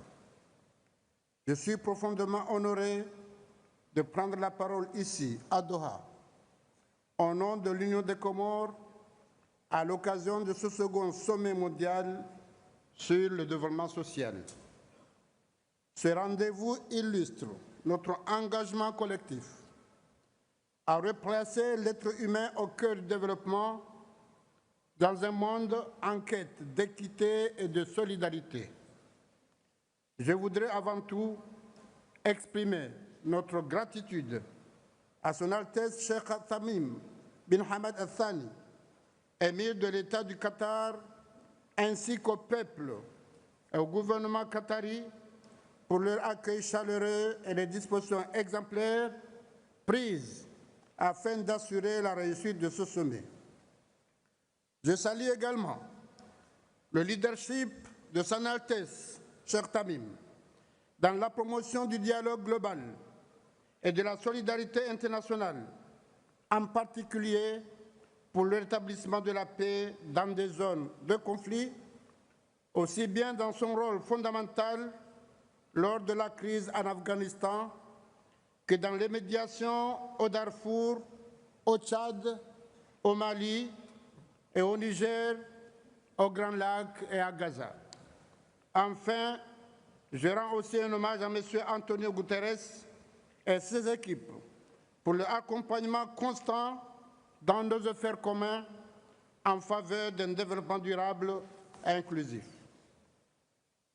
Mesdames et messieurs, permettez-moi de remercier très chaleureusement les royaumes du Maroc et de la Belgique qui, par l'intermédiaire de leurs ambassadeurs représentants permanents et en tant que facilitateurs du processus de négociation, ont joué un rôle de pont et nous ont permis d'aboutir aujourd'hui à la déclaration de Doha. 30 ans après le sommet mondial pour le développement social tenu à Copenhague en 1995, nous réaffirmons la pertinence et l'actualité de ces 3 engagements fondamentaux. 1. Éradiquer la pauvreté. 2. Promouvoir le plein emploi et le travail productif et renforcer la cohésion et la justice sociale.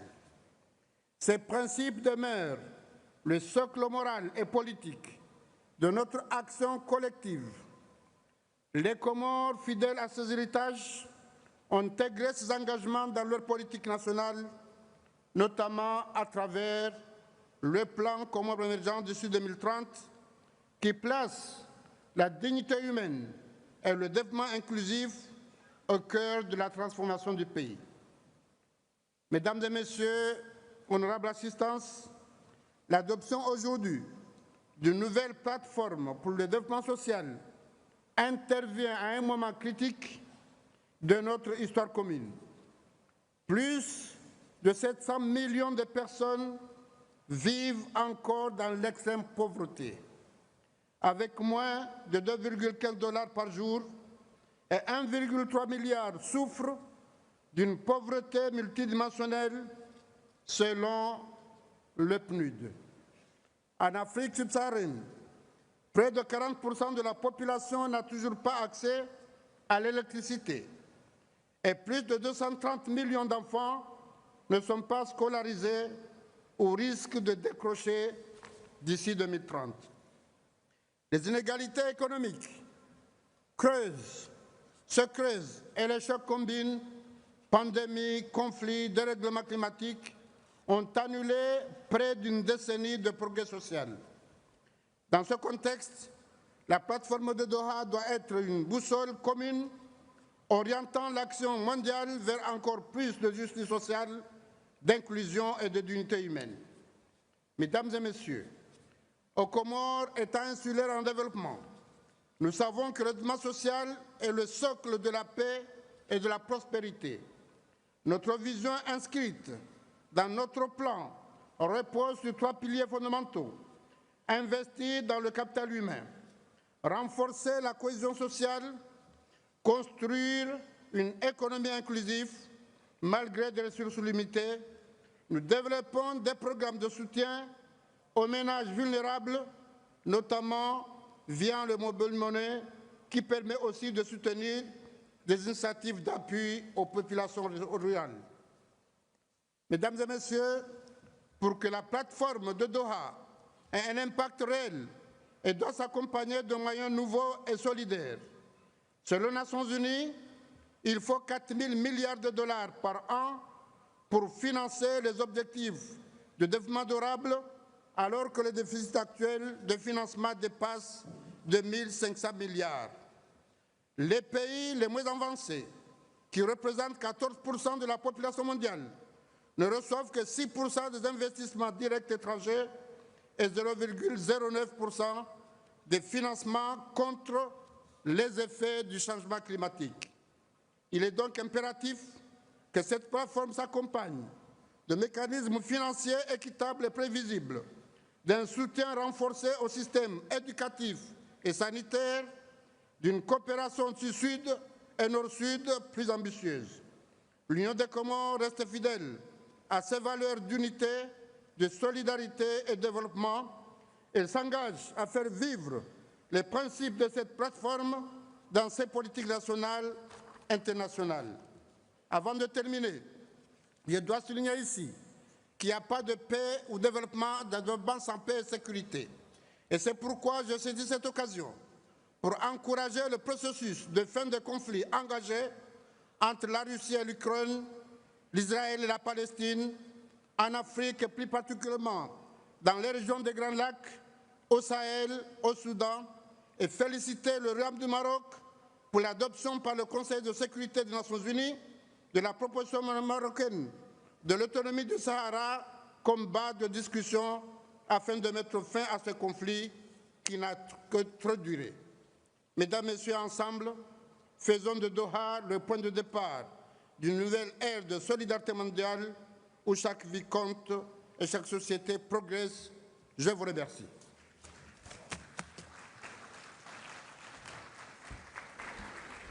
I thank the President of the Union of the Comoros. I now invite His Excellency Bahram Begai, President of the Republic of Albania, to address the Assembly.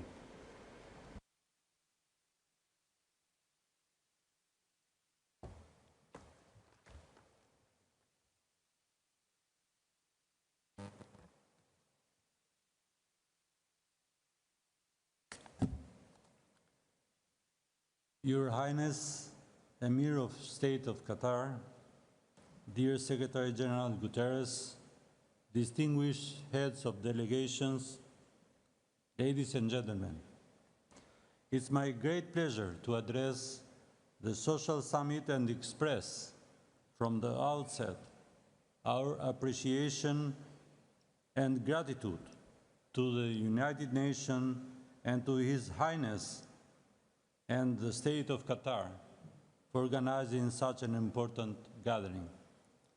My country, Albania, welcomes the holding of the Second World Summit for Social Development as a valuable opportunity to reaffirm our shared commitment to social justice, inclusion, and sustainable development. Albania fully aligns with the Doha Political Declaration, which we have just adopted. We believe this declaration can mark a new chapter in global solidarity.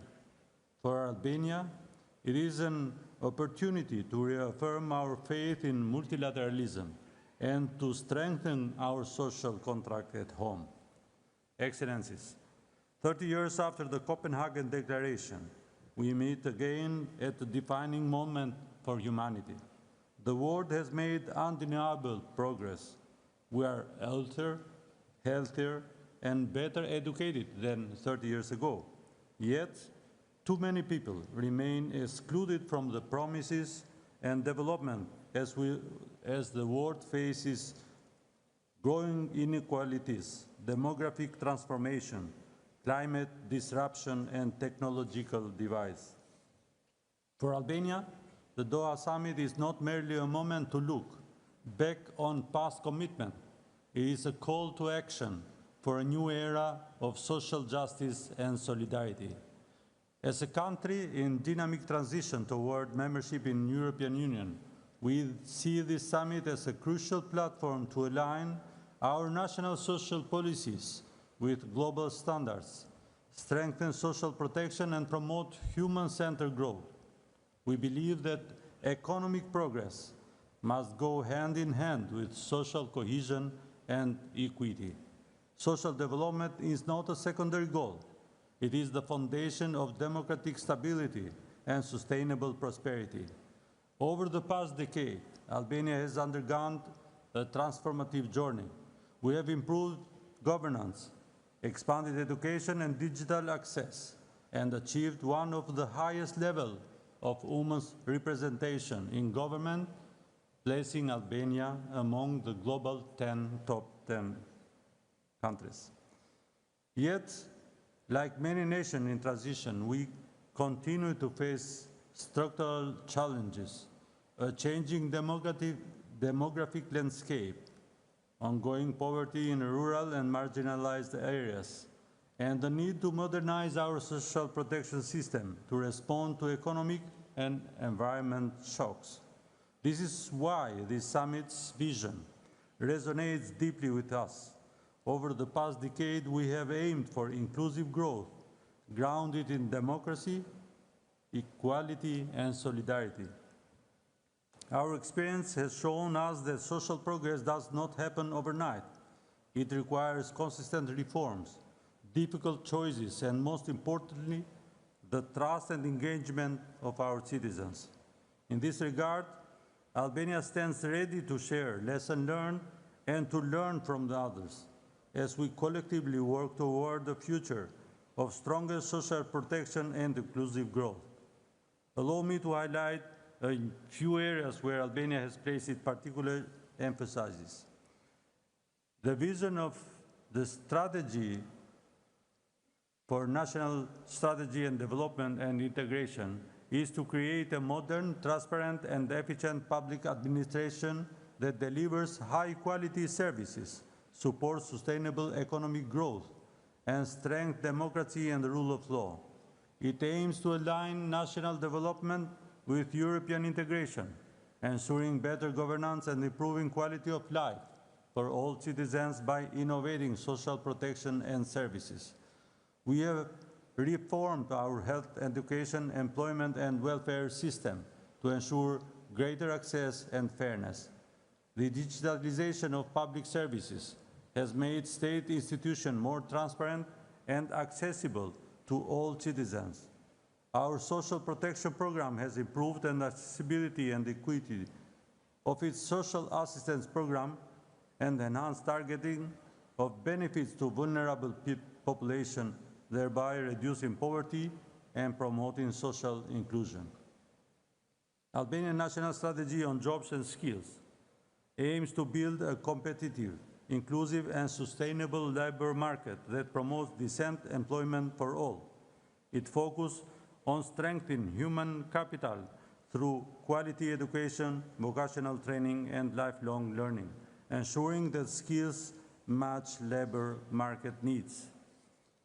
Albania's National Social Protection Strategy 2024-30 envisions a society where every person lives with dignity, inclusion, and equal opportunities.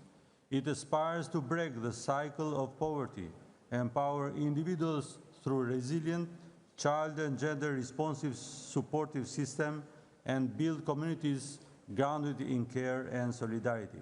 This strategy redefines social protection as a force for equity, human development, and shared prosperity for all generations. Promotion of gender equality and social inclusion. The UN has recognized Albania's strong commitment to promoting gender equality and social inclusion as part of our social protection strategy. These efforts contribute to achieve the Sustainable Development Goals, particularly those related to poverty reduction, health, education, and gender equality. Albania has made significant progress in advancing gender equality. Women hold prominent roles in politics, government, and the public sector. We are also working to promote inclusion of marginalized communities, strengthening their access to opportunities and resources. Speaking about regional cooperation, located in the Western Balkans, Albania understands the importance of solidarity among neighbors.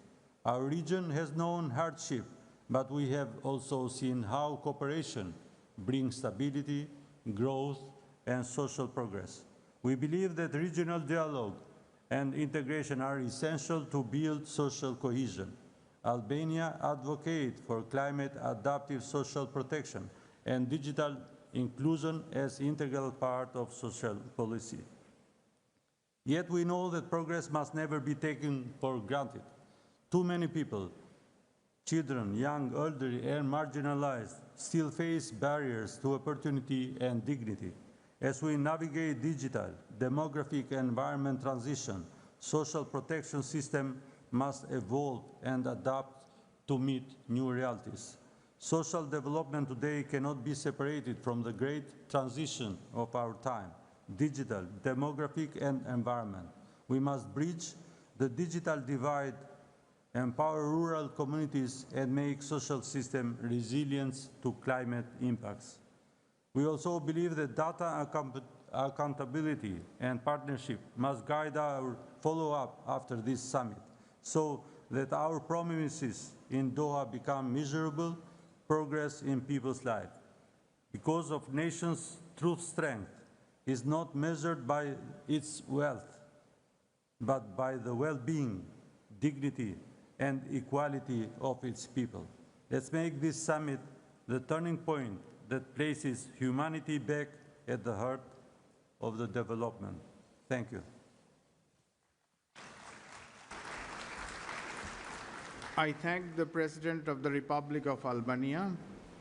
I now invite His Excellency Anthony Franck Laurent Sancir, President of the Presidential Transitional Council of the Republic of Haiti.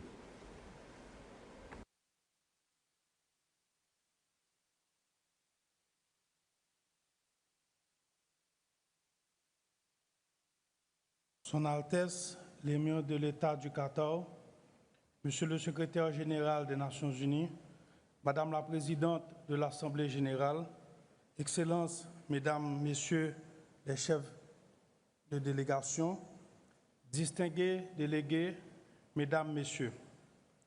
C'est pour moi un grand honneur de prendre la parole au nom du peuple haïtien à l'occasion du 2e sommet mondial pour le développement social ici à Doha. Je salue l'initiative du Qatar et des Nations Unies qui, 30 ans après Copenhague, ravive l'esprit et les idéaux de la Déclaration de développement social, rappelant à la communauté internationale son devoir envers la dignité humaine, la justice sociale et la solidarité universelle. Ce sommet se tient à un moment crucial de l'histoire de l'humanité. Nos sociétés sont confrontées à des défis d'une ampleur inédite. Inégalité, pauvreté, crise migratoire, dégradation climatique, recul des droits humains, multiplication des conflits. Ces réalités profondément interconnectées appellent à une approche de développement différente. Il est temps de corriger le cap et de renouer avec les promesses et engagements du développement social. Mesdames, Messieurs, la République d'Haïti traverse l'un des moments les plus difficiles de son histoire.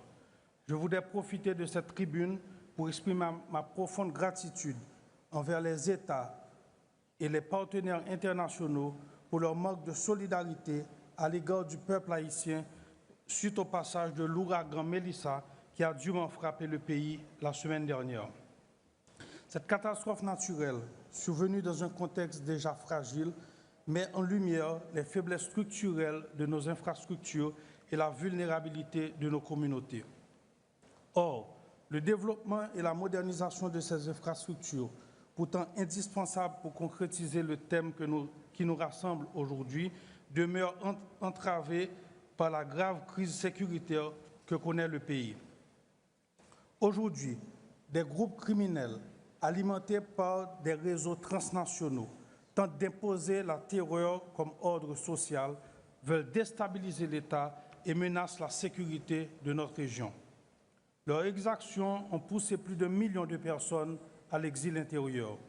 La crise humanitaire s'aggrave de jour en jour, frappant avec une intensité particulière les femmes et les enfants. C'est pourquoi j'en appelle à la mobilisation de toute la communauté internationale. Aujourd'hui, Haïti a besoin d'un appui concret et urgent. Nous invitons les États à soutenir le rétablissement de la sécurité à travers les contributions effectives à la force de répression des gangs, approuvée par le Conseil de sécurité des Nations Unies le 30 septembre dernier.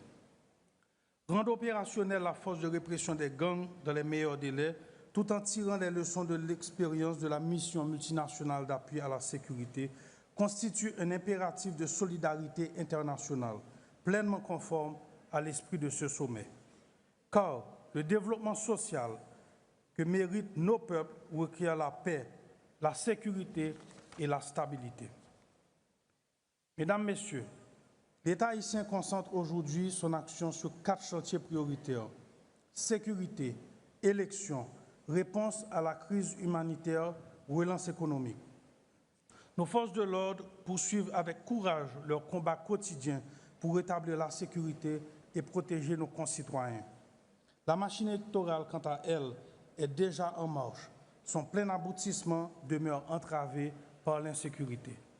Parallèlement, un dialogue politique constructif est engagé avec toutes les forces vives de la nation afin d'éviter toute instabilité. Nous plaçons l'être humain, et particulièrement la jeunesse et les femmes, au centre de notre projet de relèvement national. Nous voulons transformer la vulnérabilité en énergie créatrice et faire de la pauvreté un levier d'innovation. Pour réinsérer les jeunes et les enfants enrôlés de force par les groupes armés, le gouvernement haïtien envisage un vaste programme de formation professionnelle axé sur la création d'écoles de métiers pour former des techniciens, artisans et entrepreneurs dans les filières stratégiques. Dans ce même élan, un projet social et communautaire majeur fondé sur le droit au logement décent vise à relocaliser les déplacés internes dans la dignité. Sur le plan économique, notre stratégie repose sur le développement de deux grands pôles, le pôle Nord et le pôle Sud. En misant sur des filières porteuses, ces pôles deviendront les locomotives d'une économie diversifiée et résiliente. La crise humanitaire que connaît Haïti ne pourra être surmontée que par des investissements durables, capables de créer des emplois, de relancer la production nationale et de redonner espoir. Il est urgent de passer de l'aide à l'investissement et de transformer la solidarité internationale en véritable levier de développement. Haïti reste ouverte à une coopération culturelle innovante, notamment pour des échanges d'experts et de professeurs venant de pays partenaires, pour transmettre à notre jeunesse le savoir-faire et les compétences qui bâtiront le pays. Je lance ici un appel à nos partenaires internationaux, aux agences multilatérales, aux investisseurs. Haïti est en quête de partenariats gagnant-gagnant, structurés, prévisibles et alignés sur des priorités nationales. Les besoins sont immenses, mais le potentiel d'Haïti l'est tout autant. Un peuple résilient, debout même au cœur de l'adversité, jeune, créatif et profondément attaché aux valeurs de dignité, de justice et de liberté.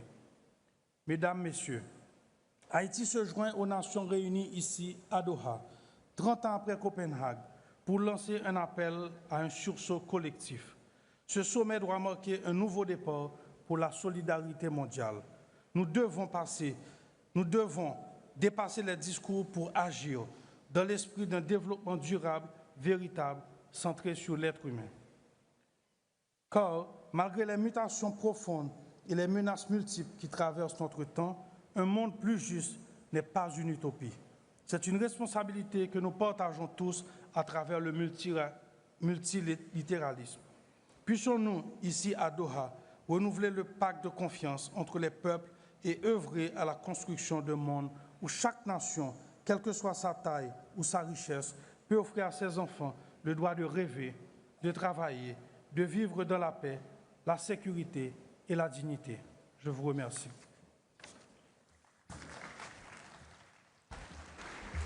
I thank the President of the Presidential Transitional Council of the Republic of Haiti. I now invite His Excellency Asif Ali Zardari, President of the Islamic Republic of Pakistan, to address the Assembly.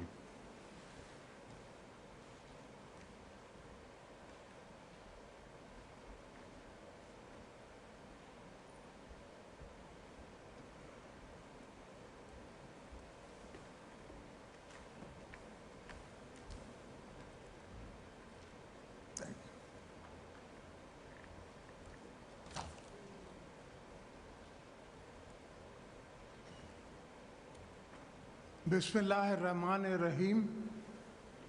My brother, the Amir of Qatar, Madam President, and General Assembly, UN Secretary General, Excellencies, ladies and gentlemen, before anything else, I would like to commend the visionary leadership of the State of Qatar for hosting this crucial summit. I would also like to take this opportunity to reiterate my country's condemnation of the Israeli aggression against the State of Qatar. People of Pakistan express their solidarity with the people of Qatar. I would also like to thank the UN Secretary General for important initiatives. 3 decades after the adoption of the Copenhagen Declaration on Social Development and its program of action, this summit presents a collective desire to show our commitments to a world based on social justice, equality, and human dignity. Pakistan fully supports the Doha Political Declaration, and it called for eradication of poverty in all its forms, promoting full and productive employment and decent work for all.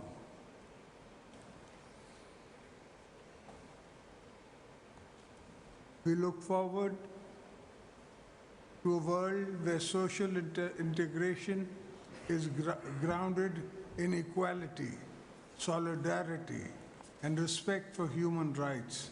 Excellencies, Pakistan remains steadfast in placing people at the center of policies. Our vision for inclusive and sustainable development is fully aligned with the spirit of the Doha Declaration. Poverty is not just a number of us. Pakistan flagship program, Benazir Income Support Program, BISP we call it, has empowered over 9 million families with income assistance and healthcare and education support.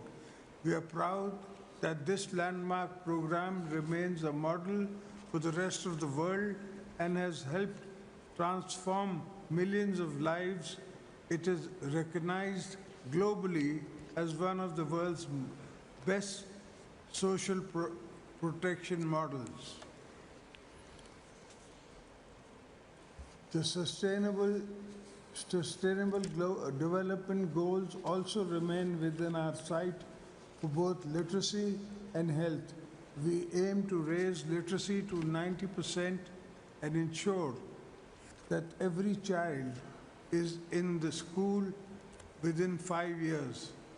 Through the National Youth Internship Program, we are empowering our youth and education skills and access to global opportunities.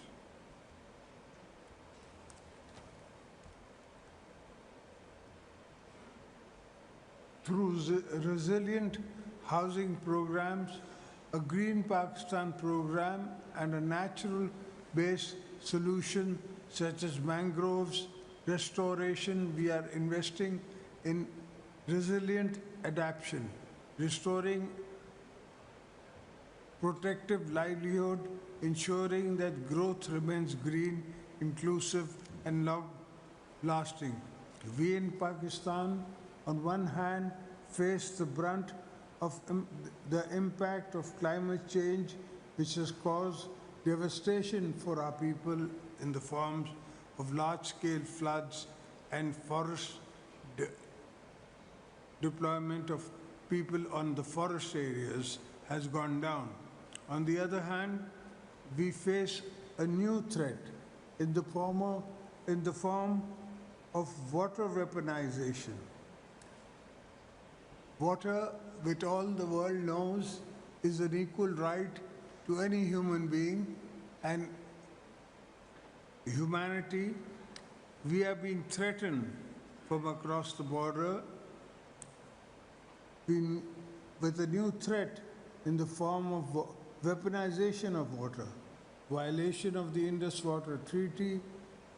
This poses a serious threat to the cut of water off for 240 million Pakistanis.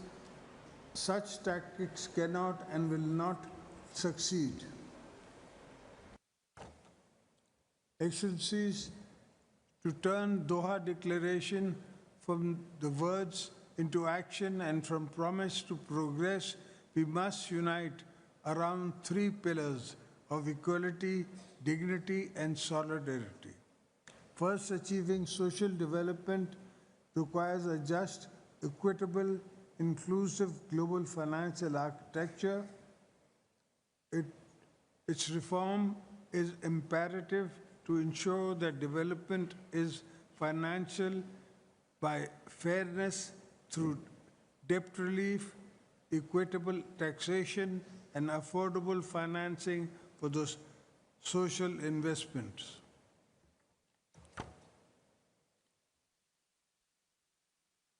Second, scale up. Social protection, ensure every child learns, every mother receives care, every worker earns with dignity, and every citizen connects the digital world. Third, revitalization, multilateralism by restoring the integrity and legitimacy. We must ensure global institutions are inclusive and responsive, especially to needs of Global South. Finally, we cannot speak of social development while ignoring the genocide, apartheid, and mass starvation. These inhuman crimes perpetrated against the people of Palestine have gone too long. While we all welcome the correct ceasefire, we all on the international community to ensure that this leads to a just and lasting peace in the Middle East. The people of Pakistan's hearts beat as one with the people of Palestine. Their sufferings, the rights of self-determination, which is one of the oldest resolutions of the UN Security Council. Justice, the people of Kashmir have struggled generations after generation against state terrorism, imperative of the right to self-determination. Justice for the people of Palestine and people of Kashmir, two sides of the same coin, two sides of the same coin. They can only achieve through the implementation or interaction law of the UN resolution and moral clarity of the international community.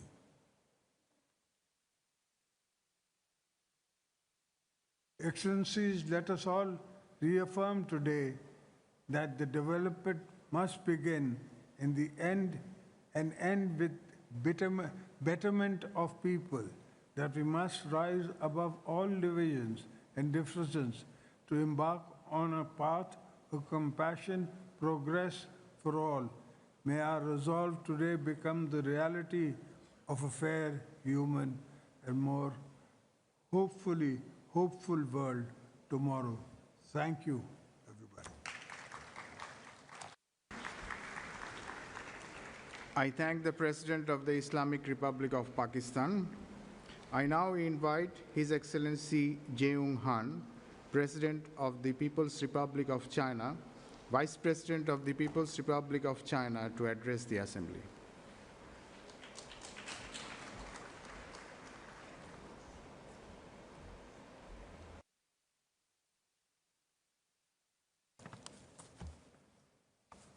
各位同事、女士们、先生们、朋友们，很高兴来到多哈，出席第2届社会发展世界峰会。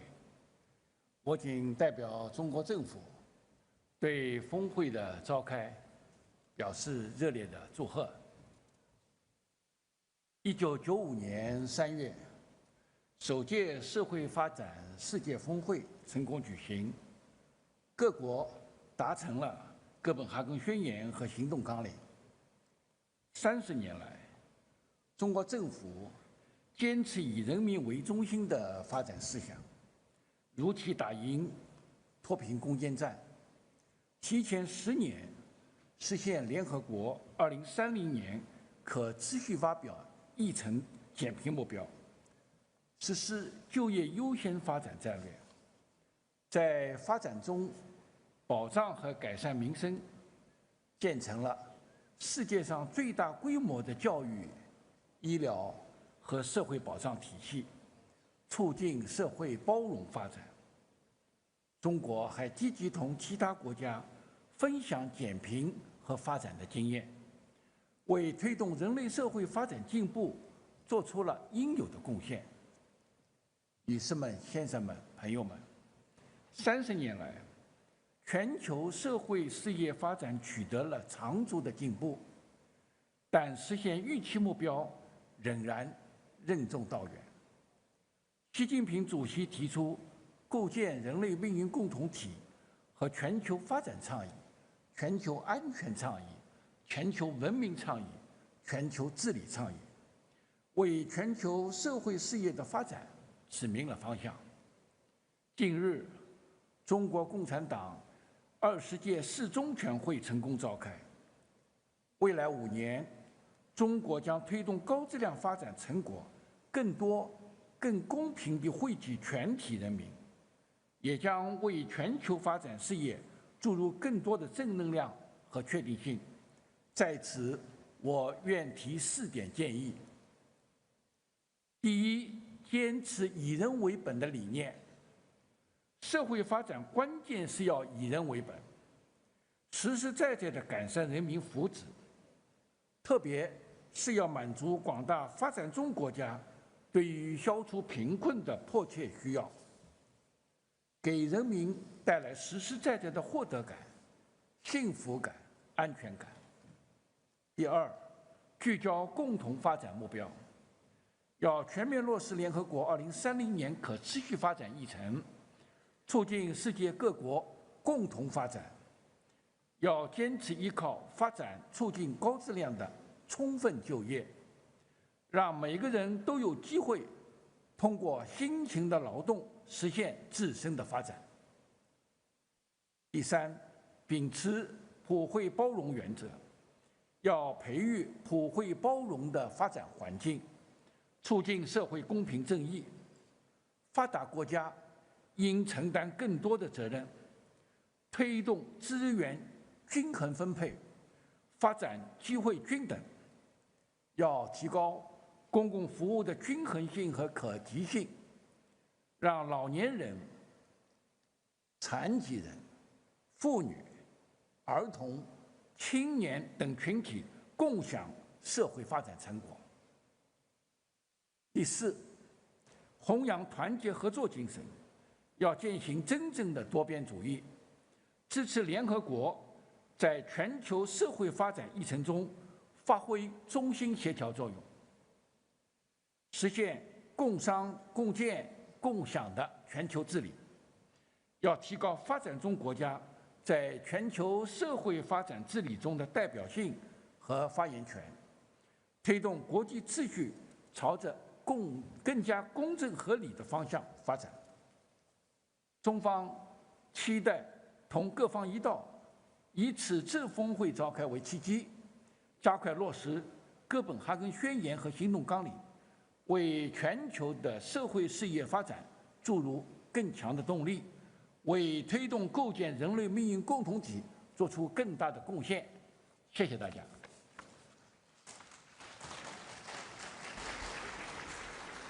I thank the Vice President of the People's Republic of China. I now invite His Excellency Hussein Mohammad Latif, Vice President of the Republic of Maldives, to address the Assembly.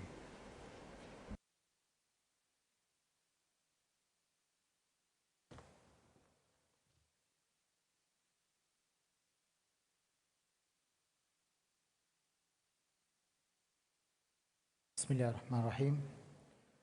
Amir of the State of Qatar, His Highness Sheikh Tamim bin Hamad Al Thani, Secretary General of the United Nations, Mr. Antonio Guterres, Excellencies, distinguished delegates, Assalamu alaikum.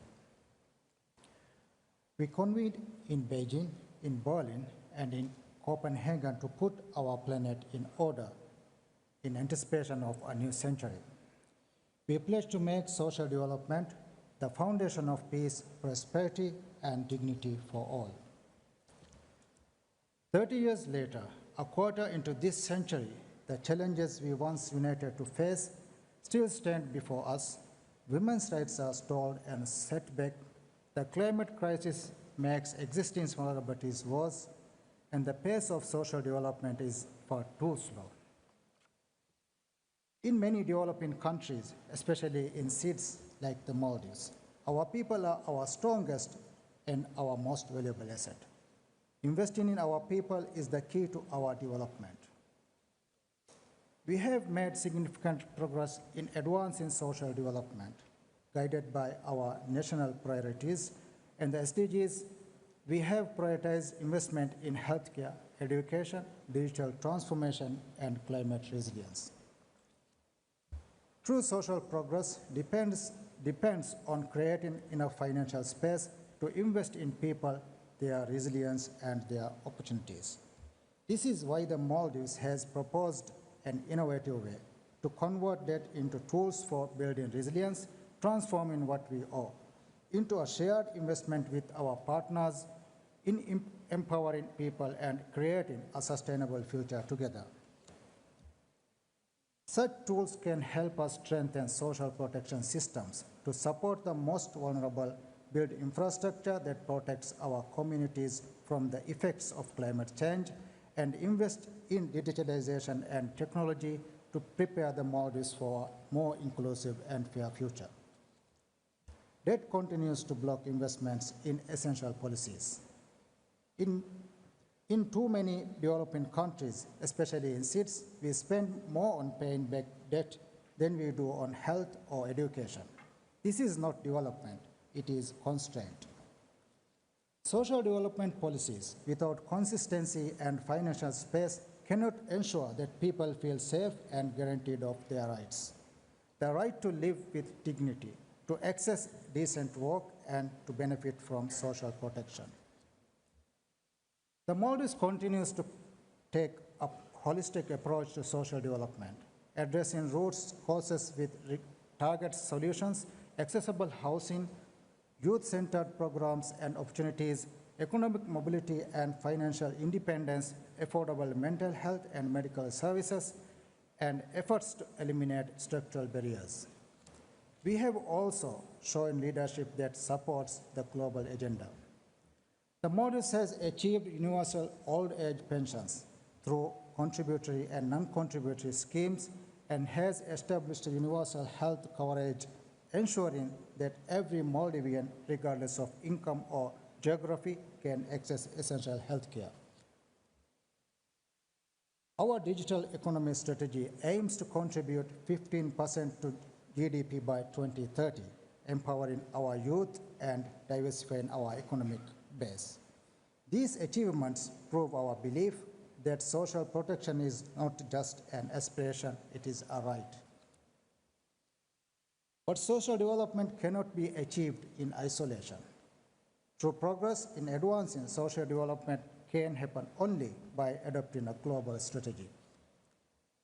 The international system and cooperation must work for everyone, even the smallest nations. We call upon the international community to recognize the unique vulnerabilities of cities. But recognition alone is not enough. We need action.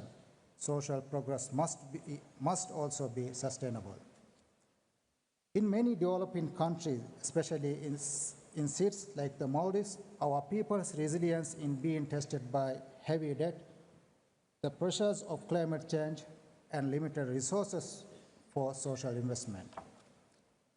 That is why reforming the global system to create fiscal space for investments in people is central to our call for social justice and sustainability.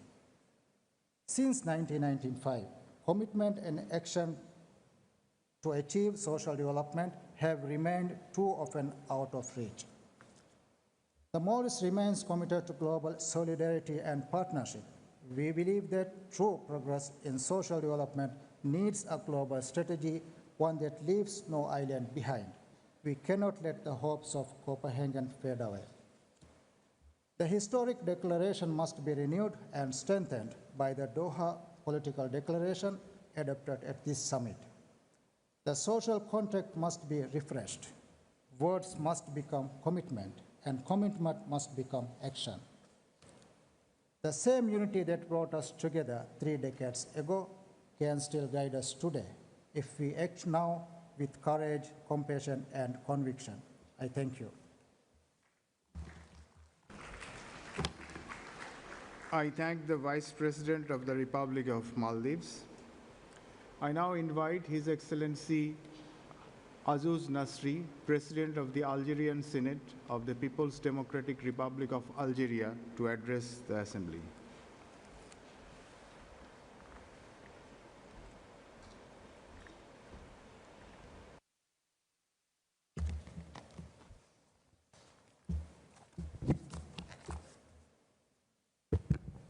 بسم الله الرحمن الرحيم والصلاة والسلام على أشرف المرسلين السيدة رئيسة المؤتمر، السيد الأمين العام للأمم المتحدة، أصحاب السمو والمعالي والسعادة، السيدات والسادة الحضور الكرام، السلام عليكم ورحمة الله تعالى وبركاته.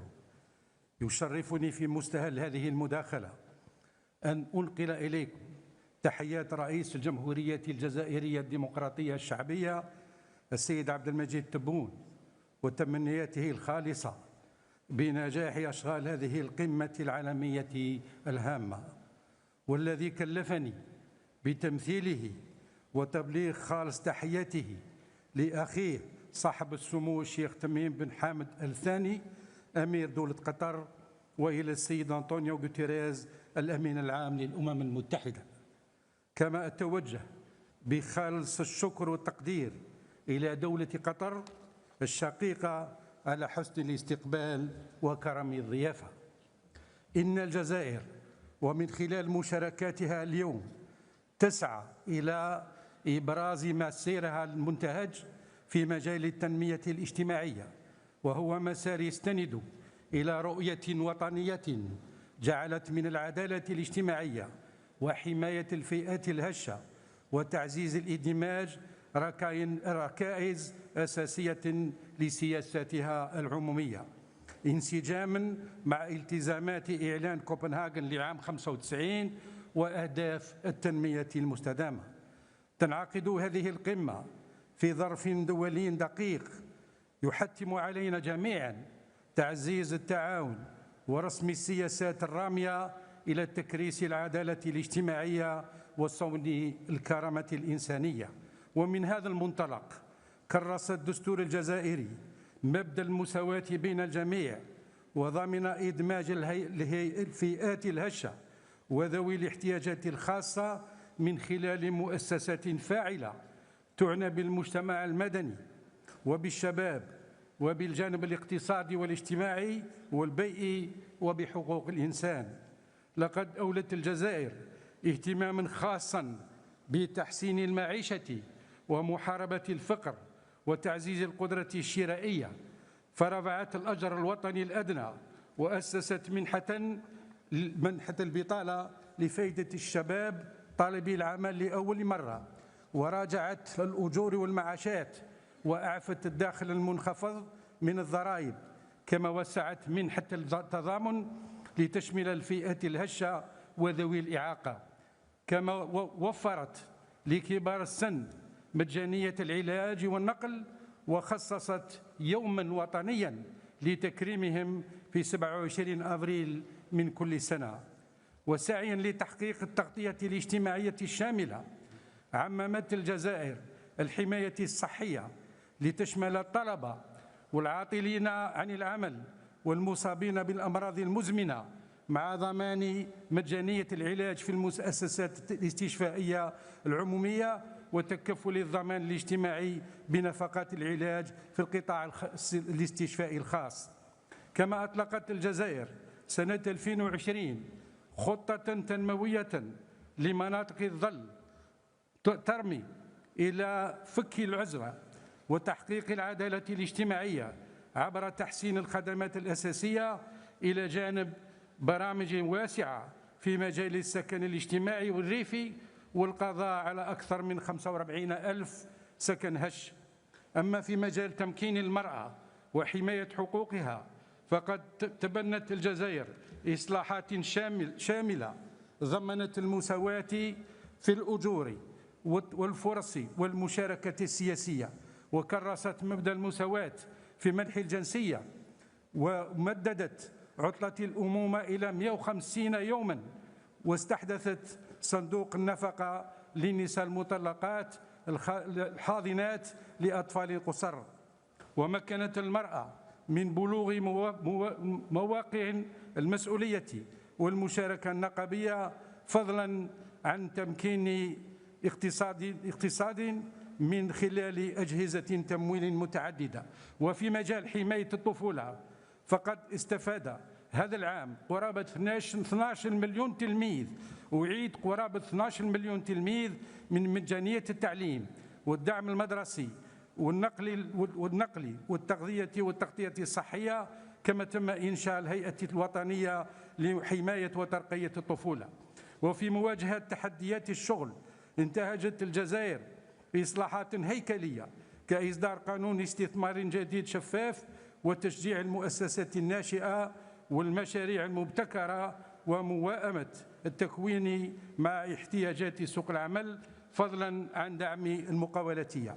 كما جعلت الجزائر من الأمن الغذائي أولوية وطنية عبر حماية الموارد الطبيعية وتشجيع الاستثمار الفلاحي لضمان الأمن الغذائي. وفي إطار التحول الرقمي فقد أعلنت الجزائر سنة 23 سنة وطنية للذكاء الاصطناعي، وأكدت التزامها بالمبادئ السبع للحوكمة الدولية للذكاء الاصطناعي، وفي مقدمتها ضمان العدالة الرقمية وتعزيز سيادة البيانات. السيدات والسادة الحضور، إن الجزائر وهي تؤكد تمسكها بقيم السلم والتعايش واحترام القانون الدولي تجدد دعمها لحق الشعوب في تقرير مصيرها باعتباره ركنا أساسيا من أركان العدالة وحقوق الإنسان. وفي الختام، ستواصل بلاد الجزائر أداء دورها كشريك فعال ومسؤول في الجهود الدولية الرامية إلى تحقيق التنمية المستدامة وبناء عالم أكبر عدلا وتضامنا وإنسانية في إطار احترام السيادة الوطنية وتعزيز التعاون الدولي القائم على الاحترام المتبادل. أشكركم على كرم الإصغاء، والسلام عليكم ورحمة الله تعالى وبركاته. I thank the President of the Algerian Senate of the People's Democratic Republic of Algeria. Distinguished delegates, we have heard the last speaker for this meeting. The summit will continue this afternoon at 3 p.m. in this hall. The meeting is adjourned.